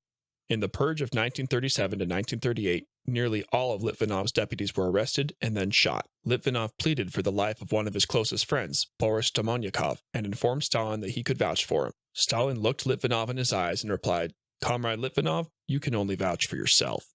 From 1930 to 1939, Litvinov was People's Commissar for Foreign Affairs of the Soviet Union. In 1939, relations between National Socialist Germany and the Soviet Union started to thaw a little. This was anathema to Litvinov's masters, who had nightmarish memories of the Holy Alliance struck between Austria, Prussia, and Russia in 815, and Bismarck's Drei Kaiserbund, Three Emperors League, concluded between the same three empires in 1872. Litvinov objected, but by this time Stalin had had enough of Litvinov's impudent behavior. On the 3rd of May 1939, a quiet coup d'etat took place and Stalin dismissed the puppet of the banking underworld from the position of foreign minister. With its own state bank of the USSR, or Gosbank, which was founded on the 16th of November 1921, the Soviet Union had finally gained its sovereignty and independence from the international bankers. All Litvinov's deputies and heads of departments were arrested, but he himself was spared, as he was untouchable. Litvinov was allowed to retire to his dacha, but was kept under constant surveillance. In late 1941, Litvinov's services were once again required. With the Germans banging on the gates of Moscow, Stalin's desperate situation necessitated urgent help from the West. Litvinov was sent to Washington as Soviet ambassador. The Americans were reluctant to lend money to the Soviet Union, but Litvinov soon sorted everything out, and within a few weeks, a loan of $1 billion was granted. A lend-lease agreement was signed, and over the next 4 years, $11 billion worth of supplies and services were provided. Litvinov could call the White House at any time, and the president, Roosevelt, would see him immediately. Both these stooges of the international bankers pumped gold, the one out of Russia, the other from the people of the United States, into the vaults of Rothschild's Federal Reserve Bank. Litvinov was recalled in 1943 when the war turned in Russia's favor. His successor as foreign minister, Vyacheslav Molotov, provided an apt epitaph. Litvinov was utterly hostile to us. He deserves the highest measure of punishment at the hands of the proletariat. Every punishment. From the 1st to the 22nd of July, 1944, the international bankers organized a conference at Bretton Woods, New Hampshire. Its purpose was to establish a World Bank and an International Monetary Fund which would govern relations amongst independent nations and maintain fixed exchange rates. Soviet representatives attended the conference, but refused to sign, stating that the proposed institutions were branches of Wall Street. This impertinence of Stalin in all probability angered the Rothschilds, but there was little that they could do while Germany remained undefeated. Between the 17th of July and the 2nd of August 1945, the Potsdam Conference was held in Germany. It determined the new borders of Europe. From this time, the Soviet Union was gradually frozen out and the start of the Cold War commenced. Stalin had no designs on Western Europe. His army was completely exhausted, and he had more than enough tasks on his hands in absorbing Eastern Europe under his hegemony and repairing all the damage to his country, which he had inflicted on himself by provoking Germany into starting a preventative war. From a military perspective, the dropping of alleged nuclear bombs on Hiroshima and Nagasaki was unnecessary, as in January 1945, Japan was already trying to secure surrender terms. The firebombing of these two cities served two more sinister purposes. 1. As a punishment to the Japanese for having set up their own state bank, and 2. As a warning to the Soviet Union, which also had a state bank. The Cold War was prosecuted, initially, by the Western countries in order to bring the Soviet Union to heel. Stalin, who was rather more of a nationalist than a communist, resisted and was allegedly poisoned and then allowed to die from a massive stroke for which he did not receive any medical treatment on the 1st of March 1953. Thereafter, the Cold War degenerated into a farce, as the West, and in particular the United States, invested heavily in the Soviet Union. Huge investments were made at the Gorky plant, which built Ford trucks, and the largest automotive plant in the world at Volgograd, which manufactured Fiat cars. There was also substantial investments in aviation, computers, and electricity. The Soviet Union became an investment destination of choice. The Russians soldiered on, but with 50% of their budget being allocated to armaments, this was a war which they could not win in the long term. This explains why living standards in the Soviet Union could never match those achieved in the West, notwithstanding the provision of free services such as education and housing. In 1991, the Soviet Union imploded and a swarm of advisors arrived from the USA, who introduced the wonders of unregulated free market capitalism, which included income tax and usury. The primary purpose of these advisors was to present the law on the Central Bank of Russia at the right moment, which hardly did less damage than a whole army of invaders in making Russia lose its sovereignty. For almost 200 years, the Tsars and Soviets resisted, but finally, Russia fell entirely into the hands of the Rothschilds. Rothschild's responsibility for the Anglo-Boer War. Throughout the 19th century, the world's monetary system was based on the gold standard, which had been developed and maintained by the Rothschilds. The discovery of the largest gold fields in the world on the Witwatersrand in 1886 created a new source of supply, which had to be controlled if this dishonest financial system was to survive. Unfortunately for the Rothschilds, these new mines were located in the independent Zuid-Afrikanische Republiek. Streams of immigrants and speculators soon arrived in the country. Some of them were British, but a larger number consisted of mostly Russian, Polish, and German Jews, with roving propensities and no strongly rooted attachment to an old country. The gold mine owners were almost entirely Jewish. The leading company was the Eckstein Group, named after its managing director, Hermann Eckstein. This combination included Consolidated Goldfields and South Neumann & Co. Professor John Atkinson Hobson writes in The War of South Africa, Its Causes and Effects, that Rothschild had a controlling interest in Goetz & Company, and that Rothschild stands for the Exploration Company, which is in effect Werner, Beit, and Rothschild. Furthermore, he adds that the dynamite monopoly and the rich and powerful liquor trade, licit and illicit, is entirely in the hands of the Jews. The stock exchange is, needless to say, mostly Jewish, and the press of Johannesburg is chiefly their property. By the early 1890s, the foreign workers and speculators had started to outnumber the Boers. In 1896, after the abortive Jameson raid, which tried to overthrow the Transvaal government, the South African League was founded as a Rothschild front in order to agitate for the granting of voting rights to the Uitlanders, or foreigners. In order to protect their status, the Boers would only grant the franchise after a period of 14 years of residence. On the 30th of May, 1899, at a conference held in Bloemfontein, the capital of the Orange Free State, President Paul Kruger offered to reduce the period of residence to 7 years. The British High Commissioner, Sir Alfred Milner, was unmoved and held to his point of view that it was reform or war. Eventually, Kruger, bowing his head between his big red hands, hot tears streaming down his bearded cheeks, cried out in anguish, "It is my country that you want."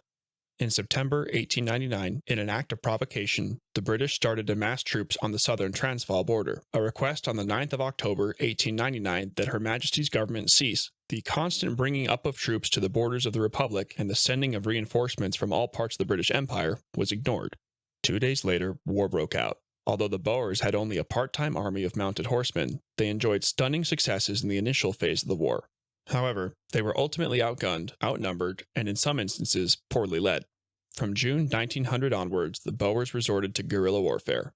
A tiny force of never more than 6,000 active Boers was able to frustrate and tie down almost 450,000 troops of the world's largest empire.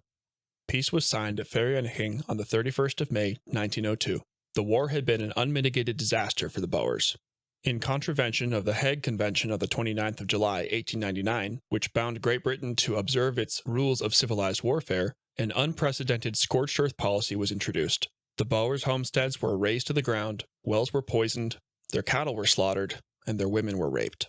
25 towns and their contents and 20 villages, including all their churches, were destroyed. 155,000 women and children were herded into 46 concentration camps and housed in tents, where in some camps during winter temperatures fell below 0 degrees.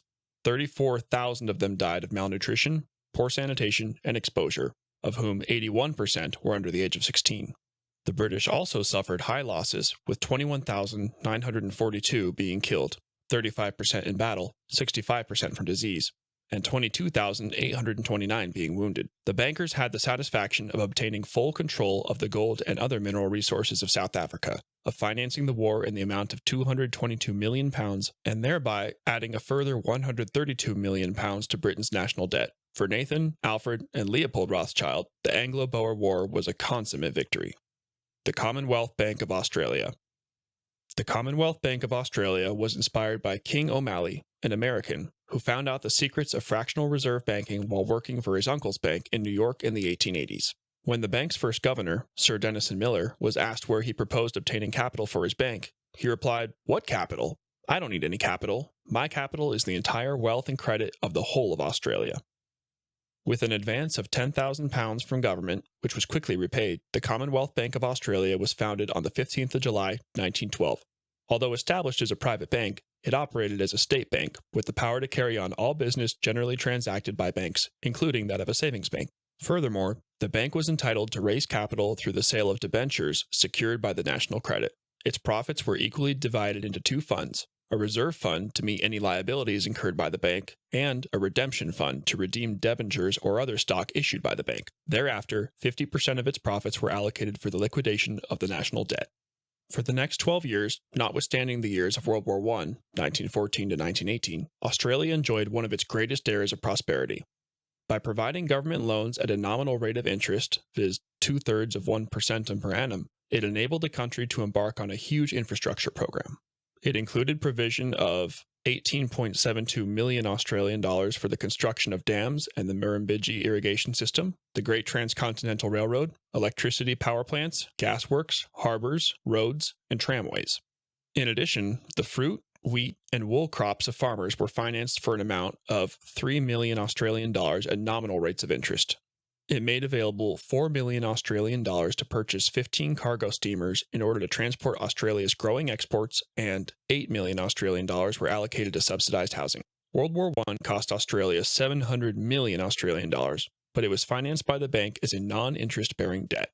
This phenomenal period of prosperity was terminated in 1924 when a bill, which placed control of the bank in the hands of a directorate consisting of a governor, the Secretary to the Treasury, and 6 persons actively engaged in agriculture, finance, and industry for different terms of years was introduced by Stanley Melbourne Bruce, Prime Minister 1924 to 1929, and Dr. Earl Page, his coalition partner. There is a suspicion that Bruce may have been bribed, as what he did was completely against the best interests of the Australian people. During his term of office, the Australian government borrowed £230 million from the City of London, and by 1927, the federal and state debt had reached £1 billion and the budget was in deficit. On the 10th of October, 1924, the bill was proclaimed as an act. The subsequent effect of this act was to place the bank under the control of a body of men who later deprived it of the right to create the nation's money supply free of debt and interest. In 1927, the bank lost its savings bank subsidiary, and although it was permitted to continue issuing banknotes and thereby earn a modicum of seigniorage, it thereafter became a central bank operating exclusively for the benefit of private banks. The final betrayal of the bank occurred on the 20th of March, 1947, when the House of Representatives voted by 55 to 5 votes for it to become a member of the International Monetary Fund and thus subject to the decrees and dictates of the Rothschild-controlled Bank for International Settlements. World War I. World War I started on the 28th of June, 1914, when Gavrilo Princip, allegedly of Jewish origin and a member of a terrorist group, the Black Hand, assassinated Archduke Franz Ferdinand, heir to the Austrian throne, and his Czech-born wife at Sarajevo, Bosnia-Herzegovina. Princip was a collaborator of Leon Trotsky, real name Lev Davidovich Bronstein, a Russian Jew who was conspiring with a fellow Jew, Vladimir Lenin, named Ulyanov when adopted, real name Zetterbaum, to overthrow the Russian monarchy. He was in turn financed by an American Jew, Jacob Schiff, who was a frontman for an English Jew, Lord Nathan Rothschild, who was one of the masterminds behind this appalling catastrophe. These facts were confirmed in the United States Senate in 1921 when it was recorded that full responsibility for the First World War lies on the shoulders of the international Jewish bankers. They are responsible for millions of dead and dying. In late October 1926, further confirmation of these incontrovertible facts was revealed in a conversation between British parliamentarian Victor H. Cazalet and Henry Ford, 1863 to 1947. When the former asked who the international Jewish financiers were, Ford replied, "I have several books which will tell you who they all are. They were responsible for the last war and will in the future always be capable of creating a war when they feel their pockets need one." Trade rivalry, competing alliances, and misunderstood mobilizations are often proffered as being the primary causes of World War I. However, the real reasons in order of importance are as follows. 1. To destroy the Russian Empire and its state bank. 2. To break up the other empires, Austro-Hungarian, German, and Ottoman, into smaller states, which could then be exploited more efficiently through the establishment of central banks. 3. The theft of Palestine and the creation of a Zionist puppet state under the direct control of the Rothschilds. By the end of 1916, the British and French armies were in danger of losing the war, with the latter army having already mutinied on the Western Front. The British had lost their naval supremacy at the Battle of Jutland on the 3rd of May, 1916, when the German Navy, outnumbered by 2 to 1, humiliated the invincible Royal Navy, sinking 12 vessels for the loss of 6, and losing 2,551 sailors compared to the British loss of 6,094. Both Kaisers were desperate to bring an end to this fratricidal and pointless slaughter. Seemingly out of the blue came an offer from Lord Rothschild to secure American intervention in return for handing over Palestine to a group of Jewish Zionists after the liquidation of the Ottoman Empire. On the 6th of April, 1917, the United States declared war on Germany and the other Central Powers, and on the 2nd of November, 1917, Lord Rothschild and his Zionist collaborators received their written understanding by Great Britain to eventually hand over Palestine to Jewish settlers. This infamous document, known as the Balfour Declaration, was drafted by Lord Arthur James Balfour, British Foreign Secretary, and General Jan Christian Smuts, a member of the Imperial War Cabinet. The misery of this unnecessary war dragged on for another 2 years. Russia was totally destroyed, and an insoluble problem was created in the Middle East. As Rabbi Reichhorn prophetically remarked in 1859, "Wars are the Jews' harvest, for with them we wipe out the Christians and get control of their gold. We have already killed 100 million of them. We shall drive the Christians into war by exploiting their national vanity and stupidity. They will then massacre each other, thus giving room for our own people." In similar vein, Gutli Schnapper, Mayer Amschel Rothschild's wife, is reputed to have said shortly before she died in 1849, "If my sons did not want war, there would have been none."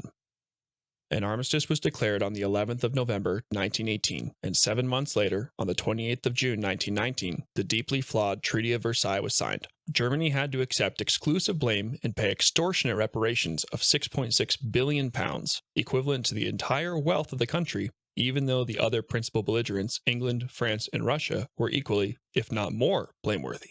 This indemnity would be used to repay the international bankers the fraudulent loans and interest, which had been previously lent to the governments of Great Britain and France. As General Smuts said at the conference, "Everything we have done here is far worse than the Congress of Vienna. The statesmen of 1815 at least knew what was going on. Our statesmen have no idea." A History of Central Banking and the Enslavement of Mankind by Stephen Goodson. Chapter 5. The Great Depression. Capital must protect itself in every possible way, both by combination and legislation. Debts must be collected, mortgages foreclosed as rapidly as possible. When, through process of law, the common people lose their homes, they will become more docile and more easily governed through the strong arm of the government applied by a central power of wealth under leading financiers. These truths are well known among our principal men, who are now engaged in forming an imperialism to govern the world. By dividing the voters through the political party system, we can get them to expend their energies in fighting for questions of no importance. It is thus, by discreet action, we can ensure for ourselves that which has been so well planned and so successfully accomplished. Montague Norman, Governor of the Bank of England, addressing the United States Bankers Association, New York, Idaho Leader, 26th of August, 1924. By the turn of the 20th century, there were still only 18 central banks: Swedish Riksbank, 1668, Bank of England, 1694, Banco de España, 1782, Banque de France, 1800, Bank of Finland, 1812, De Nederlandische Bank, 1814, Norges Bank, 1816, Österreichische National Bank, 1816, Danmarks National Bank, 1818, Banco de Portugal, 1846, National Bank of Belgium, 1850, Bank Indonesia, formerly Java Bank, 1828, German Reichsbank, 1876, Bulgarian National Bank, 1879, National Bank of Romania, 1880, Bank of Japan, 1882, National Bank of Serbia, 1884, and the Banca d'Italia, 1893. In 1922, a conference was held in Genoa from the 10th of April to the 19th of May and attended by heads of state, governors of the Bank of England, Banque de France, and the Federal Reserve Bank of New York, and a host of other international bankers. At this conference, it was resolved to set up central banks in all countries where they were not in existence. The governor of the Bank of England, Montague Norman, insisted that the central banks should be independent of their governments. A. N. Field, in All These Things, summarizes this significant occasion as follows. Despite the audacity of these proceedings, they were entirely successful. The paid economists duly discovered that reserve banks were marvelous scientific improvements. The newspapers joined in the chorus of applause, and the politicians of the various states behaved as so many bellwethers leading the sheep to the slaughterhouse. The fact was entirely overlooked that the financiers are in no sense public servants, but simply the paid agents of the shareholders in a banking company whose interests need not in the least be identical with the national interest. The Bank for International Settlements. The number of new central banks increased, particularly after the establishment of the Bank for International Settlements at Basel early in 1930, when central reserve banks, more or less independent of the governments of the countries in which they were situated, sprang up like mushrooms all over the world amid a chorus of approval from deluded governments and people whom these banks were intended to reduce to servitude. The original purpose of the BIS was to facilitate German reparations payments in terms of the Treaty of Versailles. But once the artificially contrived Great Depression started to take effect and the National Socialists assumed power in January 1933, all payments ceased and the BIS had to find a new direction, viz., the fostering of monetary cooperation. In reality, the BIS guides and directs the centrally planned global financial system through the central banks of each country, of which 60 are affiliated to it. The headquarters of the bank are in Basel, Switzerland, and they are currently housed in an ugly 18-story building which looks like the cooling tower of a power station. It is an unelected, unaccountable central bank of the central bankers, which has complete immunity from national laws and taxation, and has its own private police force. Furthermore, in terms of rights granted by an agreement with the Swiss Federal Council, all of the bank's archives, documents, and electronic data are inviolable at all times and in all places. This agreement dates back to Article 10 of Paragraph 2 of the Hague Protocol, which was signed on the 31st of August 1929, and states that the bank, its property and assets, and also the deposits of other funds entrusted to it on the territory of or dependent on the administration of shall be immune from any disabilities and from any restrictive measures such as censorship, requisition, seizure, or confiscation in time of peace or war, reprisals, prohibition or restriction of export of gold or currency and other similar interferences, restrictions, or prohibitions. Bi-monthly meetings, where the global economy is discussed, are held in absolute secrecy. There is no written agenda unless one of the statutes of the bank requires revision, and minutes are not kept. The principal functions of the bank are ostensibly 1. Facilitating collaboration amongst central banks by means of accords. 2. Promoting financial stability. 3. Research on policy issues.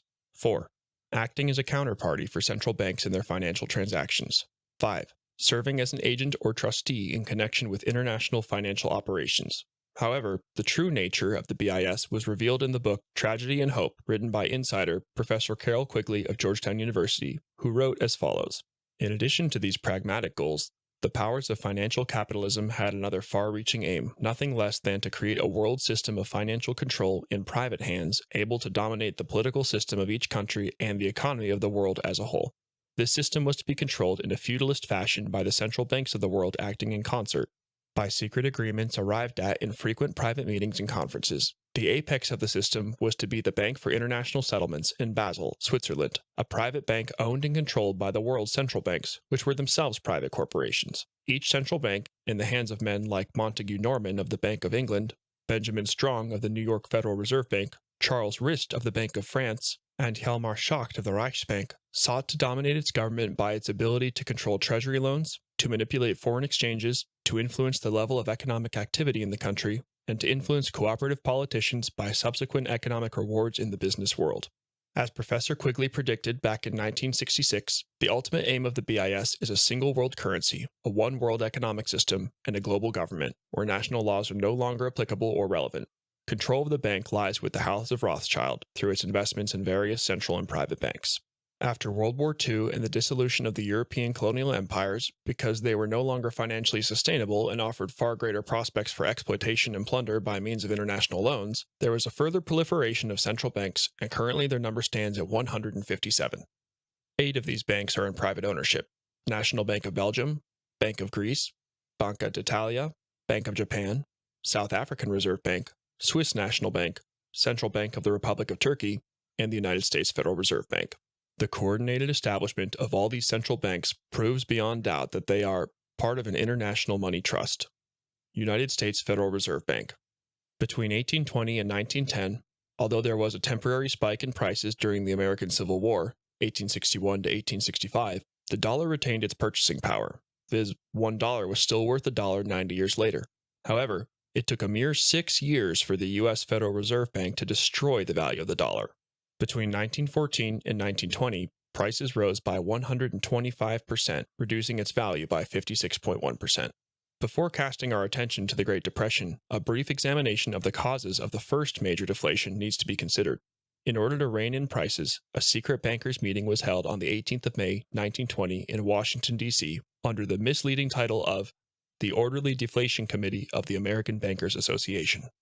Under orders of the Federal Reserve Board, without notice or warning, the discount rate rose rapidly from 2% to 9% and beyond. Simultaneously, the Federal Reserve Bank began aggressively to sell government bonds, reducing their value by 20%. The fall in bond prices reduced the value of the reserves of the community banks, which were forced to call in all their loans. This resulted in a terrific liquidation of all agricultural products, and agricultural prices tumbled to ruinously low levels. At the same time, freight companies, owned by the major trusts such as the Harrimans, increased their railroad rates to such an extent that in some states, freight costs exceeded the costs of farm production. The Farm Product Index dropped by more than half, from 244 in May 1920 to 117 a year later.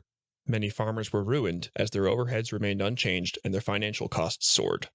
The unlimited powers which the Federal Reserve Bank possessed had enabled it to contract the currency and credit of the United States by $2 billion, with the result that prices were cut in half and confusion and distress reigned.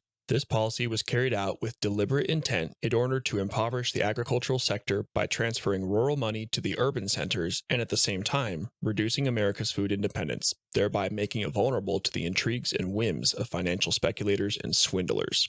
In July 1921, the Federal Reserve Bank reversed this policy by repurchasing government bonds. However, the damage done to agricultural banks could not be repaired, and agricultural products remained artificially depressed, with some products being sold below the cost of production. In August 1927, the conspirators running the privately owned Federal Reserve Bank decided that it was time to create a new boom. Despite the protestations of 11 of the 12 Federal Reserve Banks, who perceived the danger, they were ordered to lower their rediscount rates and embark on a massive government bond repurchasing program, the modern equivalent of quantitative easing, to boost the money supply.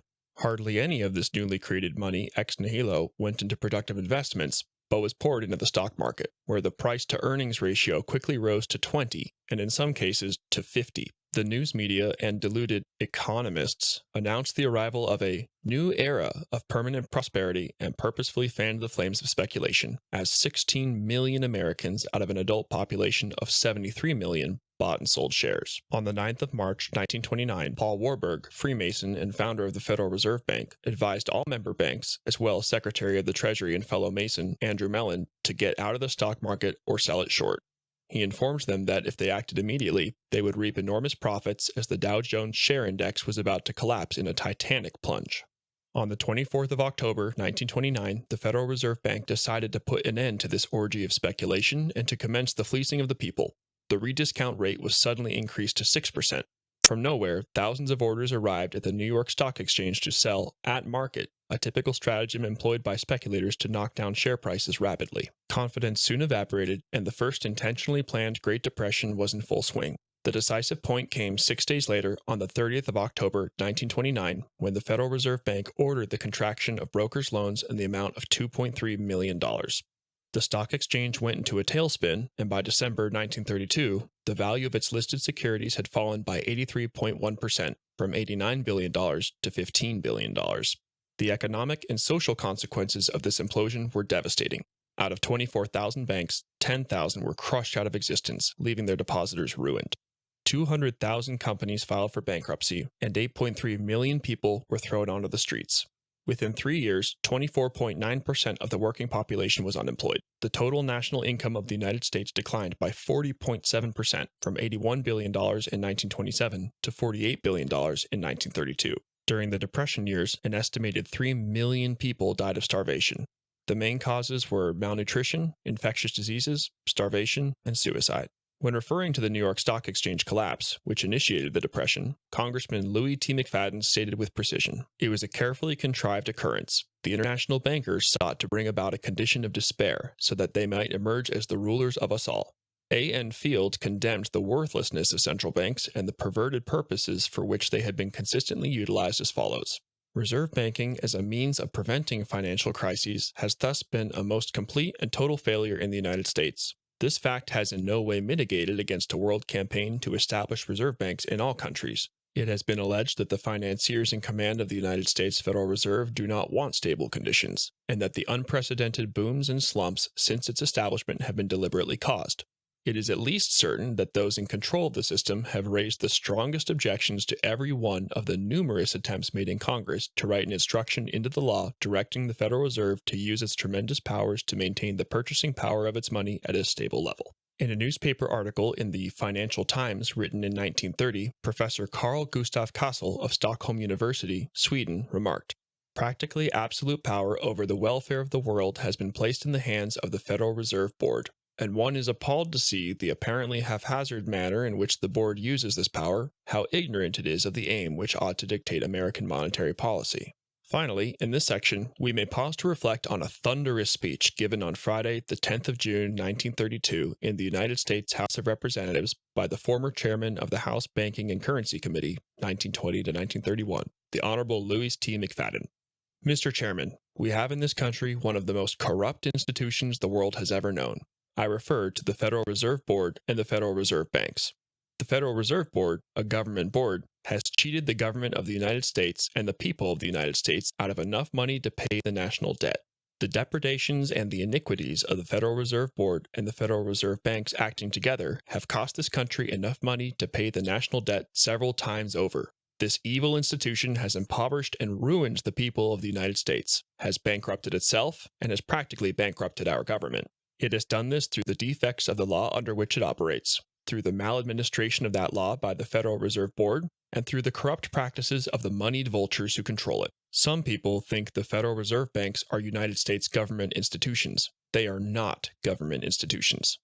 They are private credit monopolies which prey upon the people of the United States for the benefit of themselves and their foreign customers, foreign and domestic speculators and swindlers, and rich and predatory moneylenders.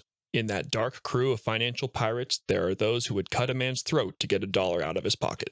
There are those who send money into the states to buy votes to control our legislation. And there are those who maintain international propaganda for the purpose of deceiving us and of wheedling us into the granting of new concessions which will permit them to cover up their past misdeeds and set again in motion their gigantic train of crime. Those 12 private credit monopolies were deceitfully and disloyally foisted upon this country by bankers who came here from Europe and who repaid us for our hospitality by undermining our American institutions.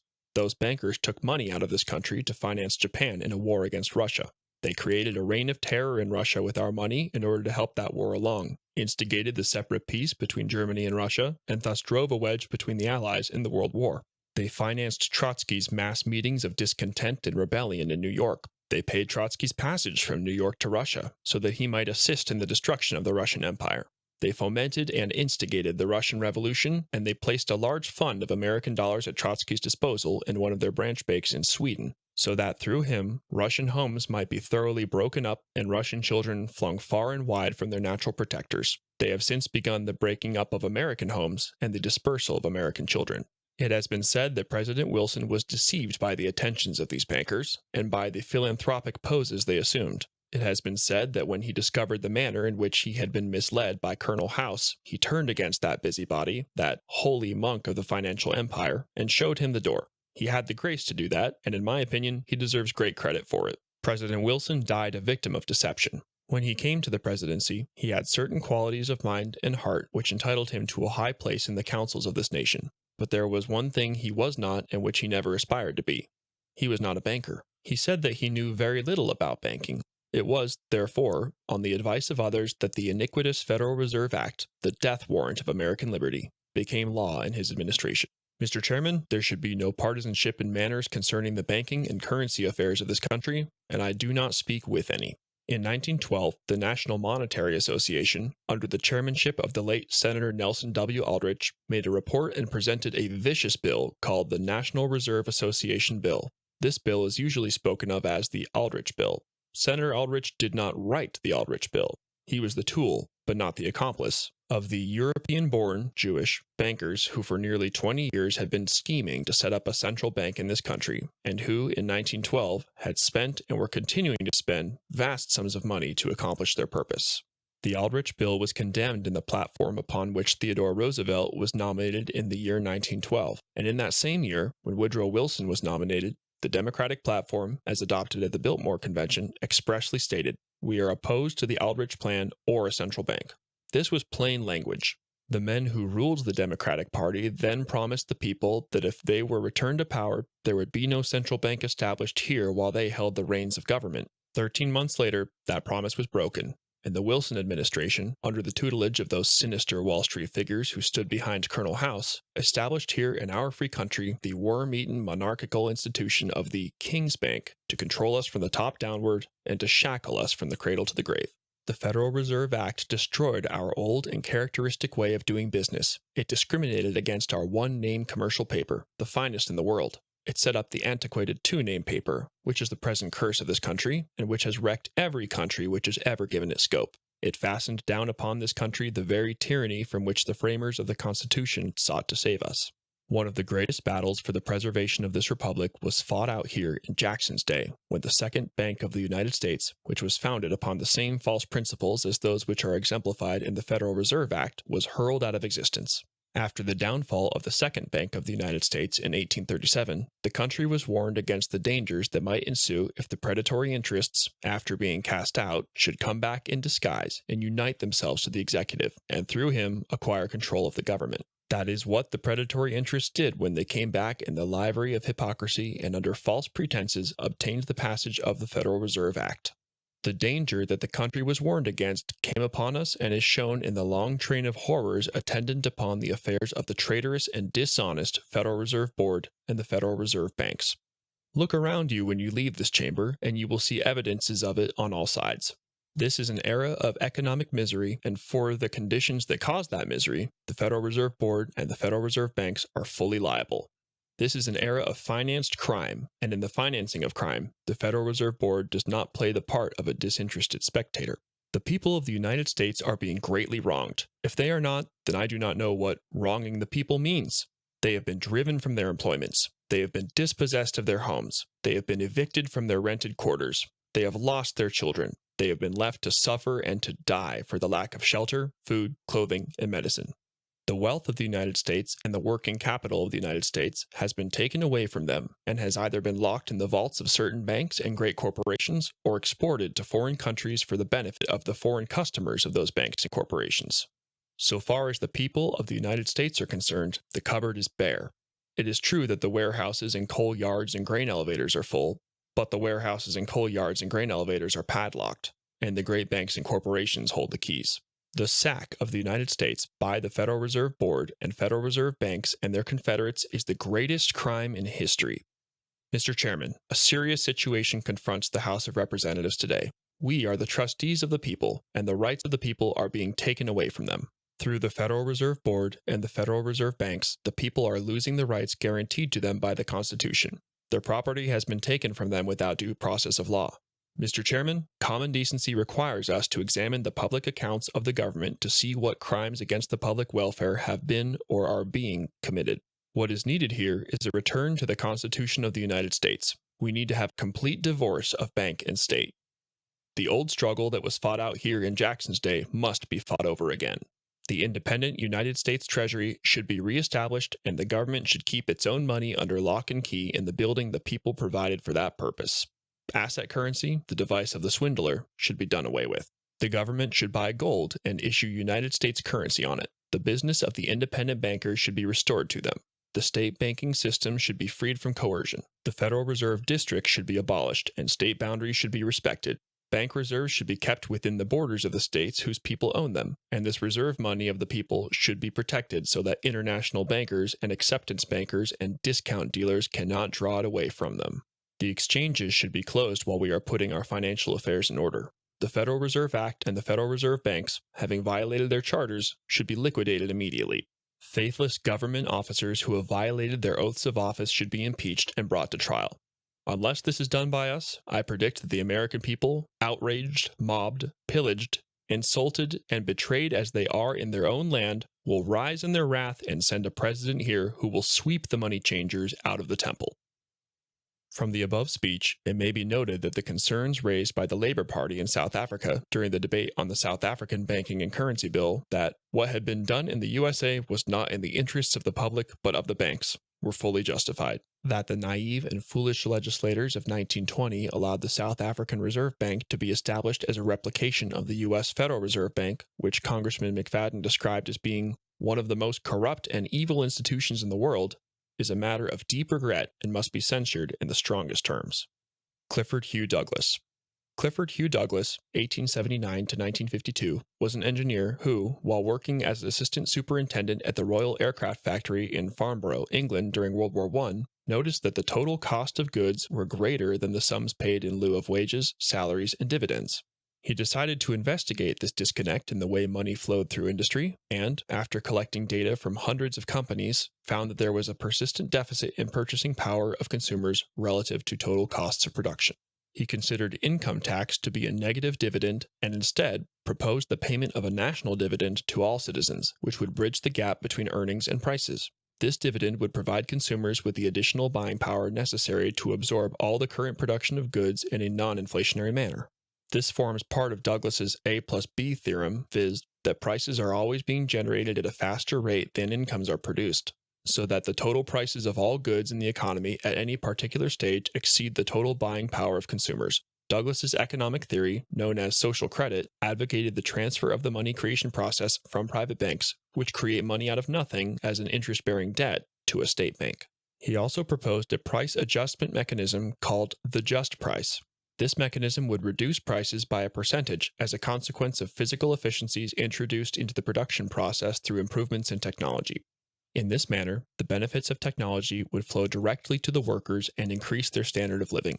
Douglas was very aware of the fact that these increasing technological advances would make the attainment of full employment an impossibility. Hence, his insistence on the payment of a national dividend, which was calculated by adding to a basic income the increase in national production and consumption data.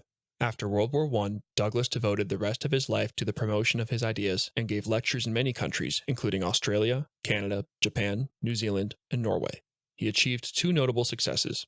1. The Social Credit Party obtained control of the provincial government of Alberta, Canada, in 1935. 2. After a lecture tour in Japan in 1929, his policies were adopted by the Japanese government in 1932. Douglas's policies were very much feared by the international bankers, and in the 1930s, they put up a very considerable sum of £5 million in order to counter his highly successful program of public enlightenment. Douglas had nothing but disdain for central banking, and, on one occasion, while delivering a speech in Newcastle upon Tyne in 1937, he described the Bank of England as being a mental institution. Irving Norton Fisher. Irving Fisher, 1867 to 1947, was a famous professor of economics at Yale University who adopted a mathematical approach to resolving economic problems. He is well known for his utility theory, which juxtaposed the measurability of the utility function to demand theory. In his treatise, The Theory of Interest, he observed the changes in the value of goods relative to changes in time and interest rates. This later became known as the quantity theory of money. Throughout his life, he was active in the eugenics movement. In March 1913, Senator Robert L. Owen, chairman of the Senate Banking Committee, tried to introduce an alternative bill to the fraudulent Rothschild-Rockefeller banking and currency proposal.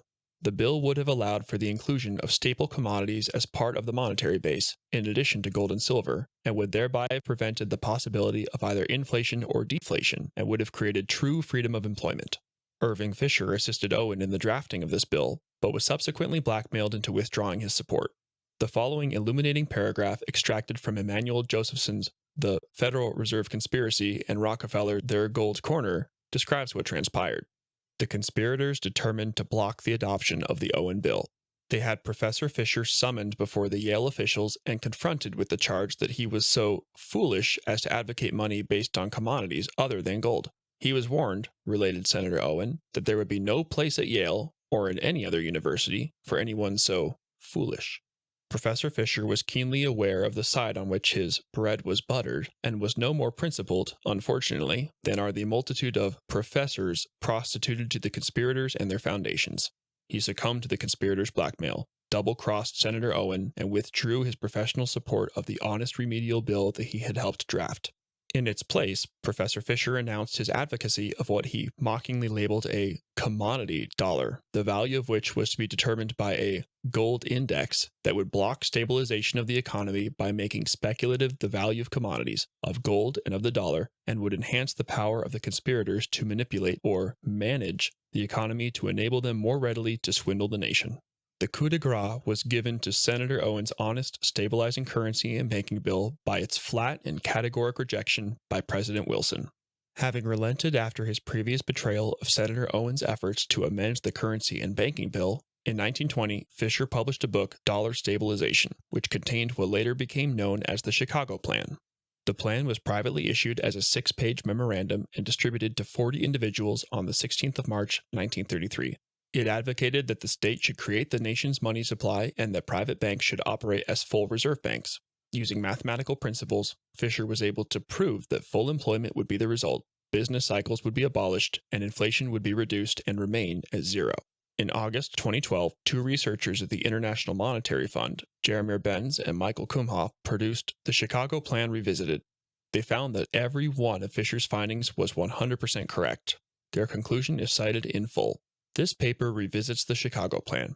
a proposal for fundamental monetary reform that was put forward by many leading U.S. economists at the height of the Great Depression. Fisher, 1936, in his brilliant summary of the Chicago Plan, claims that it had four major advantages, ranging from greater macroeconomic stability to much lower debt levels throughout the economy. In this paper, we were able rigorously to evaluate his claims by applying the recommendations of the Chicago Plan to a state-of-the-art monetary DSGE model that contains a fully microfunded and carefully calibrated model of the current U.S. financial system. The critical feature of this model is that the economy's money supply is created by banks through debt, rather than being created debt-free by the government. Our analytical and simulation results fully validate Fisher's claims. The Chicago Plan could significantly reduce business cycle volatility caused by rapid changes in banks' attitudes towards credit risk. It would eliminate bank runs, and it would lead to an instantaneous and large reduction in the levels of both government and private debt. It would accomplish the latter by making government-issued money, which represents equity in the Commonwealth rather than debt, the central liquid asset of the economy, while banks concentrate on their strength, the extension of credit to investment projects that require monitoring and risk management expertise. We find that the advantages of the Chicago Plan go even beyond those claimed by Fisher. One additional advantage is large, steady-state output gains due to the removal or reduction of multiple distortions, including interest rate risk spreads, distortionary taxes, and costly monitoring of macroeconomically unnecessary risks. Another advantage is the ability to drive steady-state inflation to zero in an environment where liquidity traps do not exist, and where monetarism becomes feasible and desirable because the government does in fact control broad monetary aggregates. This ability to generate and live with zero steady-state inflation is an important result because it answers the somewhat confused claim of opponents of an exclusive government monopoly on money issuance, namely that such a monetary system would be highly inflationary. There is nothing in our theoretical framework to support this claim, and, as discussed in Section 2, there is very little in the monetary history of ancient societies and Western nations to support it either. A History of Central Banking and the Enslavement of Mankind, by Stephen Goodson. Chapter 6, The Rise and Fall of State Banking, 1932 to 1945. You are aware that the gold standard has been the ruin of the states which adopted it, for it has not been able to satisfy the demands for money, the more so that we have removed gold from circulation as far as possible. Protocol number 20. I next argued that the gold standard, the fixing of rates of exchange and so forth, were shibboleths which I had never regarded and never would regard as weighty and immutable principles of economy. Money, to me, was simply a token of exchange for work done, and its value depended absolutely on the value of the work accomplished. Where money did not represent services rendered, I insisted it had no value at all. Adolf Hitler. Reichsbank, the state bank of National Socialist Germany. Out of the worldwide chaos and economic havoc of the 1930s, which had been induced by the Rothschild-controlled/owned central banks, three phoenixes would arise. In May 1919, an insignificant soldier attended a lecture given by a former construction engineer turned economist, Dr. Gottfried Feder, 1883 to 1941, entitled The Abolition of Interest Servitude. The purpose of this course of lectures was to provide the soldiers with a background in politics and economics, which would enable them to monitor the many revolutionary and political movements active in Munich at that time. The following quotations taken from Mein Kampf reveal the decisive influence that Feder would have on Adolf Hitler's thinking. For the first time in my life, I heard a discussion which dealt with the principles of stock exchange capital and capital which was used for loan activities. After hearing the first lecture delivered by Feder, the idea immediately came into my head that I had found a way to one of the most essential prerequisites for the founding of a new party. To my mind, Feder's merit consisted in the ruthless and trenchant way in which he describes the double character of the capital engaged in stock exchange and loan transactions, laying bare the fact that this capital is ever and always dependent on the payment of interest. In the fundamental questions, his statements were so full of common sense that those who criticized him did not deny au fond that his ideas were sound, but they doubted whether it be possible to put these ideas into practice. To me, this seemed the strongest point in Feder's teaching, though others considered it a weak point. And again, I understood immediately that here was a truth of transcendental importance for the future of the German people. The absolute separation of stock exchange capital from the economic life of the nation would make it possible to oppose the process of internationalization in German business without at the same time attacking capital as such. For to do this would be to jeopardize the foundations of our national independence. I clearly saw what was developing in Germany, and I realized that the stiffest fight we would have to wage would not be against the enemy nations, but against international capital. In Feder's speech, I found an effective rallying cry for our coming struggle. A few weeks later, Hitler received an instruction from his military superiors to investigate a political association called the Deutsche Arbeiterpartei, German Workers' Party. At this meeting, held on the 12th of September 1919 in the Sternecker Brau Inn in Munich, about 20 to 25 persons were present. The main speaker was Gottfried Feder. Shortly thereafter, Hitler joined this party and received a provisional certificate of membership numbering 7. His first act on assuming control of the party was to rename it the Nationalsozialistische Deutsche Arbeiterpartei, National Socialist German Workers' Party. Feder, who was the principal drafter of the party's 25 points, became the architect and theoretician of the program. In July 1933, he was appointed Under-Secretary of State for Economic Affairs and in 1934, Reichskommissar, Reich Commissioner. Monetary reform was the very essence of National Socialism, as is revealed in the following extracts taken from The Program of the NSDAP, the National Socialist German Workers' Party and its General Conceptions, published in Munich in 1932. Adolf Hitler prints its 2 main points in leaded type: the common interest before self, the spirit of the program; abolition of the thraldom of interest, the core of National Socialism. Once these 2 points are achieved, it means a victory of their approaching universalist ordering of society in the true state over the present-day separation of state, nation, and economics under the corrupting influence of the individualist theory of society as now constructed. The sham state of today, oppressing the working classes and protecting the pirated gains of bankers and stock exchange speculators, is the area for reckless private enrichment and for the lowest political profiteering. It gives no thought to its people and provides no high moral bond of union. The power of money, most ruthless of all powers, holds absolute control and exercises corrupting, destroying influence on state, nation, society, morals, drama, literature, and on all matters of morality, less easy to estimate. Break down the thraldom of interest is our war cry. What do we mean by the thraldom of interest? The landowner is under this thraldom, who has to raise loans to finance his farming operations, loans at such high interest as almost to eat up the results of his labor, or who is forced to make debts and to drag the mortgages after him like so much lead. So is the worker, producing in shops and factories for a pittance, while the shareholder draws dividends and bonuses which he has not worked for. So is the earning middle class, whose work goes almost entirely to pay the interest on bank overdrafts. Thraldom of interest is the real expression for the antagonisms, capital versus labor, blood versus money, creative work versus exploitation. The necessity of breaking this thraldom is of such vast importance for our nation and our race that on it alone depends our nation's hope of rising up from its shame and slavery. In fact, the hope of recovering happiness, prosperity, and civilization throughout the world. It is the pivot on which everything turns. It is far more than mere necessity of financial policy.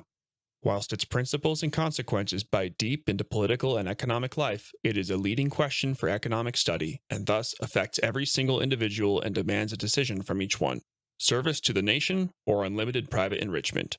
It means a solution of the social question. Our financial principle: finance shall exist for the benefit of the state. The financial magnates shall not form a state within the state. Hence our aim to break the thraldom of interest. Relief of the state, and hence of the nation, from its indebtedness to the great financial houses, which lend on interest. Nationalization of the Reichsbank and the issuing houses, which lend on interest. Provision of money for all great public objects, water power, railroads, etc., not by means of loans, but by granting non-interest-bearing state bonds and without using ready money. Introduction of a fixed standard of currency on a secured basis. Creation of a National Bank of Business Development, currency reform, for granting non-interest-bearing loans. Fundamental remodeling of the system of taxation on socio-economic principles. Relief of the consumer from the burden of indirect taxation, and of the producer from crippling taxation, fiscal reform, and relief from taxation. Wanton printing of banknotes, without creating new values, means inflation. We all lived through it. But the correct conclusion is that an issue of non-interest-bearing bonds by the state cannot produce inflation if new values are at the same time created. The fact that today, great economic enterprises cannot be set on foot without recourse to loans is sheer lunacy. Here is where reasonable use of the state's right to produce money which might produce most beneficial results. On the 30th of January 1933, the National Socialists were swept to power by means of a coalition or Regierung der nationalen Konzentration, Government of National Concentration, with the Deutsche Nationale Volkspartei, German National People's Party. A somewhat attenuated version of monetary reform was introduced. In order to finance the state's work in rearmament programs, two dummy corporations called Gesellschaft für öffentliche Arbeiten (OFA) and Metallforschungsgesellschaft (MEFO) were established. These corporations accepted bills of exchange from suppliers who fulfilled state orders. These bills of exchange were then discounted at the Reichsbank at a rate of 4%.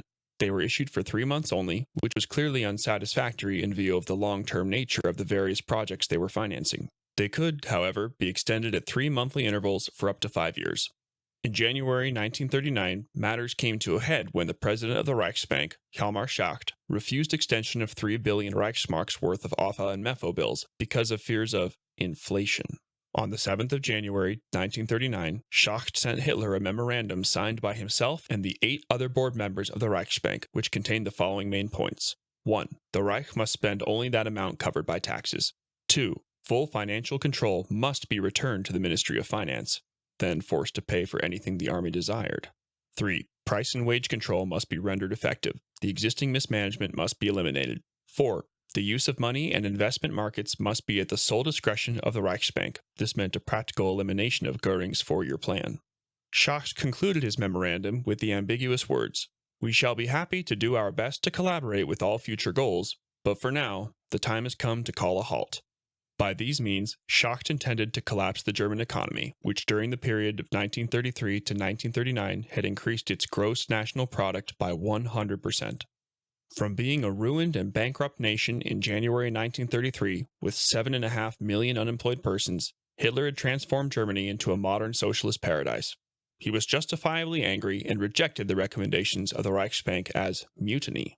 2 weeks later, Schacht was sacked.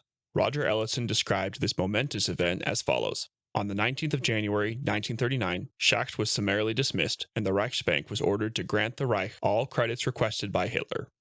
This decisive action essentially emasculated both the Reichsbank's control over domestic monetary policy and the German power base of international Jewry. It had the effect of removing from Jewish bankers the power to deflate and destroy the German economy. Excluding the implications of the interest rate paid on the MEFO bills, Germany could now be viewed as being on a Feder system rather than a Schacht system. The Reichsbank effectively became an arm of the government, with the only real change being in the fact that bills were now monetized or discounted under the auspices of the state rather than some Jewish lackey in the Reichsbank presidency.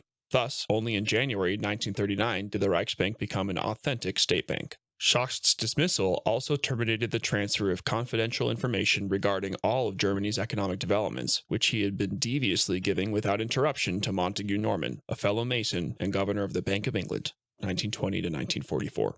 A new Reichsbank law, which was promulgated on the 15th of June 1939, made the bank unconditionally subordinated to the sovereignty of the state. Article 3 of the law decreed that the bank, renamed the Deutsche Reichsbank, should be directed and managed according to the instructions and under the supervision of the Führer and Reichschancellor. Hitler was now his own banker, but having departed from the fold of international swindlers and usurers, he would, like Napoleon Bonaparte, who in 1800 had established the Banque de France as a state bank, suffer the same fate, an unnecessary war followed by the ruination of his people and country.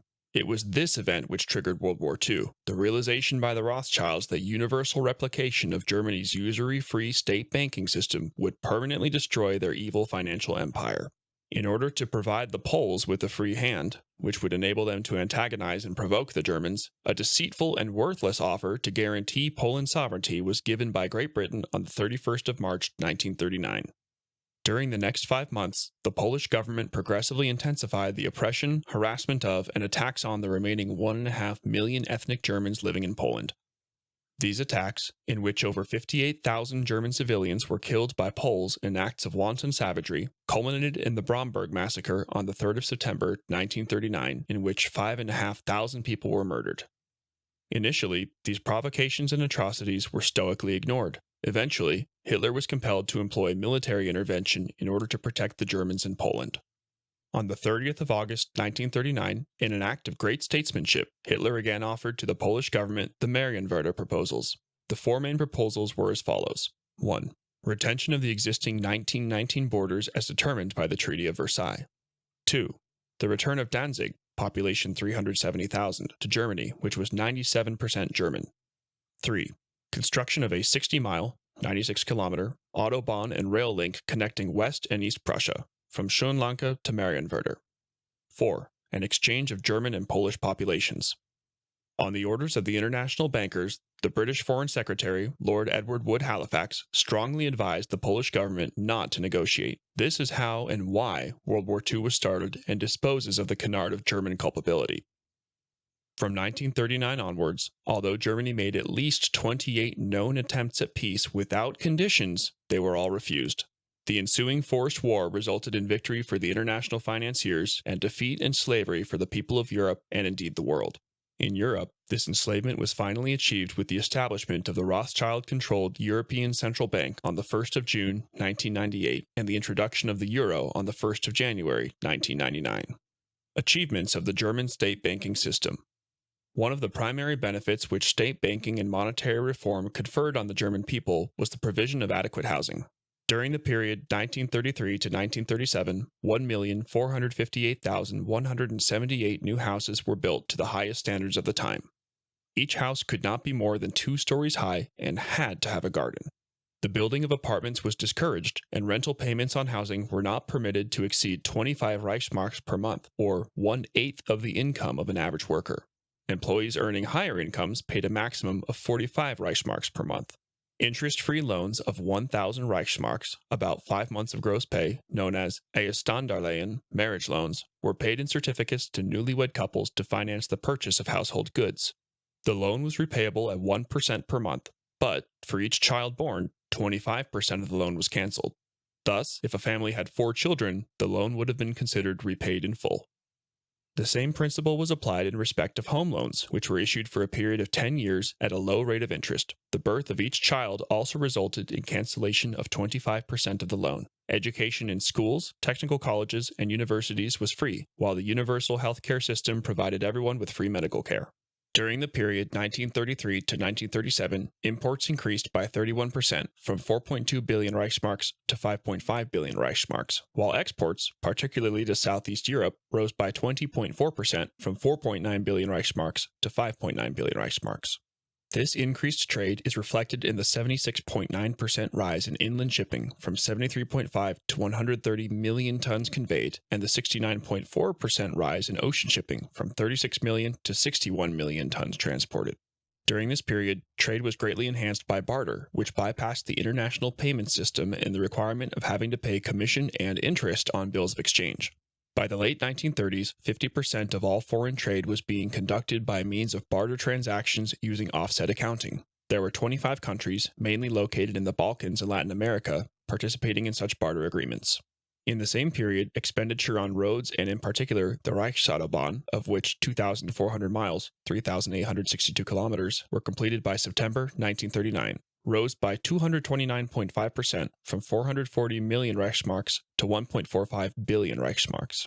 This construction, which besides having symbolic value representative of the new Germany, was necessary in order to accommodate the substantial increase in licensed vehicles, which rose by 425%, from 41,000 to 216,000 vehicles, and the even higher increase of 622% in licensed commercial vehicles, from 7,000 to 50,600.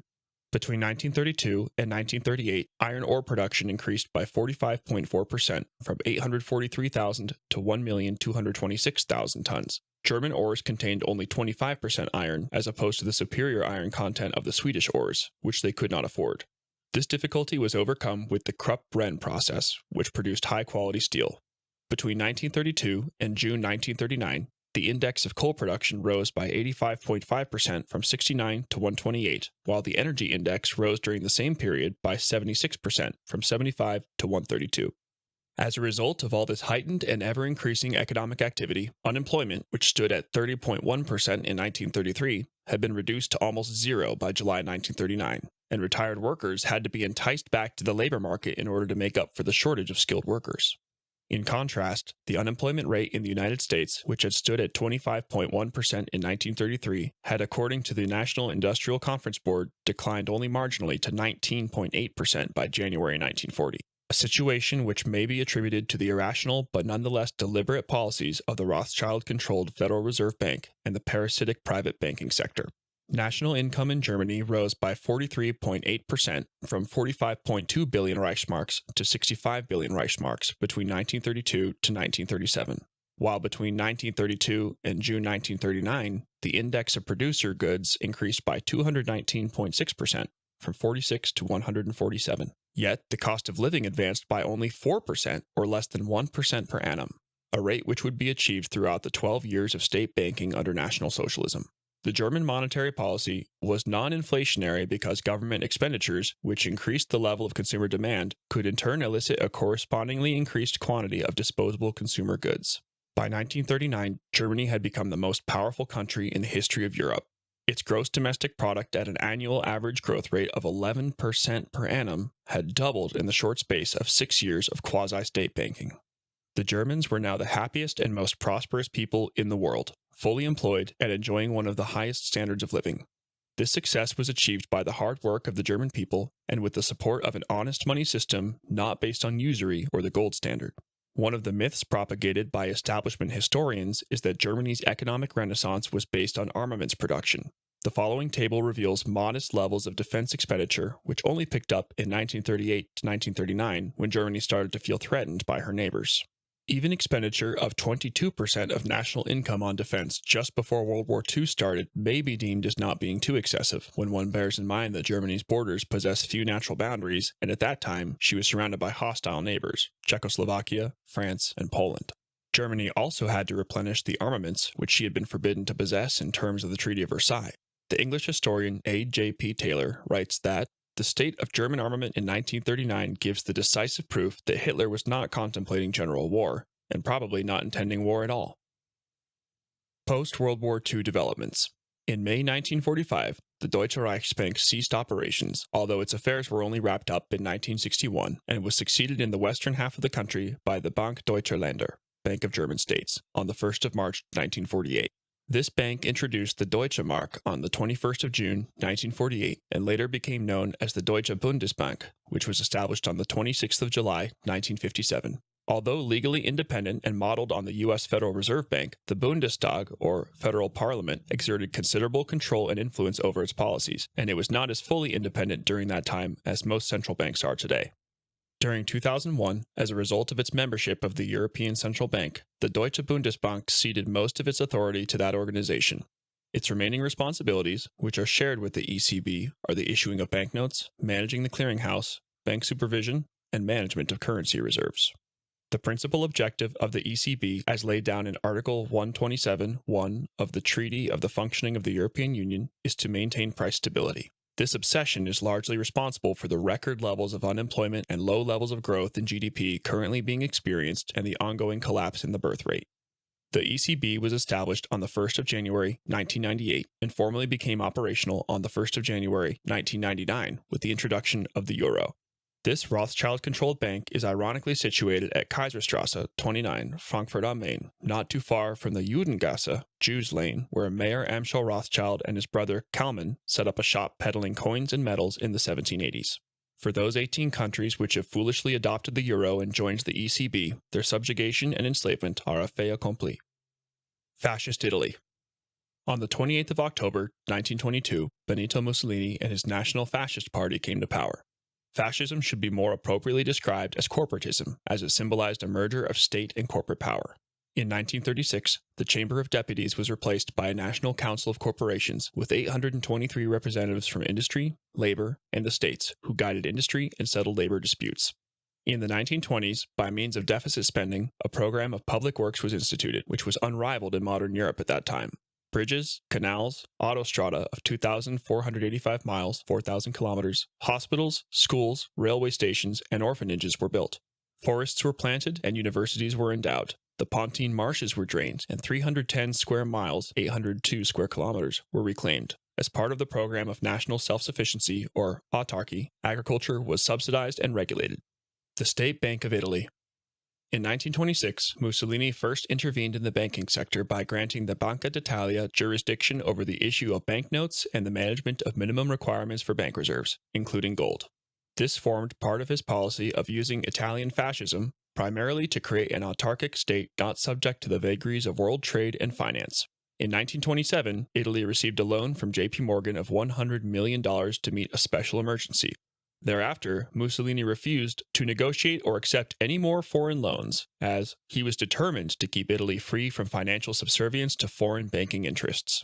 In 1931, the state arrogated to itself the right to supervise all major banks by means of the Istituto Mobiliare Italiano, Institute of Italian Securities. In 1936, the process was completed when, by means of the Atto Riforma Bancaria Banking Reform Act, the Banca d'Italia and the major banks became state institutions. The Banca d'Italia was now a fully fledged state bank, which had the sole right to create credit out of nothing and advance it for a nominal fee to other banks. Limits on state banking were lifted, as was the case with the Bank of Japan, see Infra, and Italy abandoned the gold standard. The State Bank of Japan.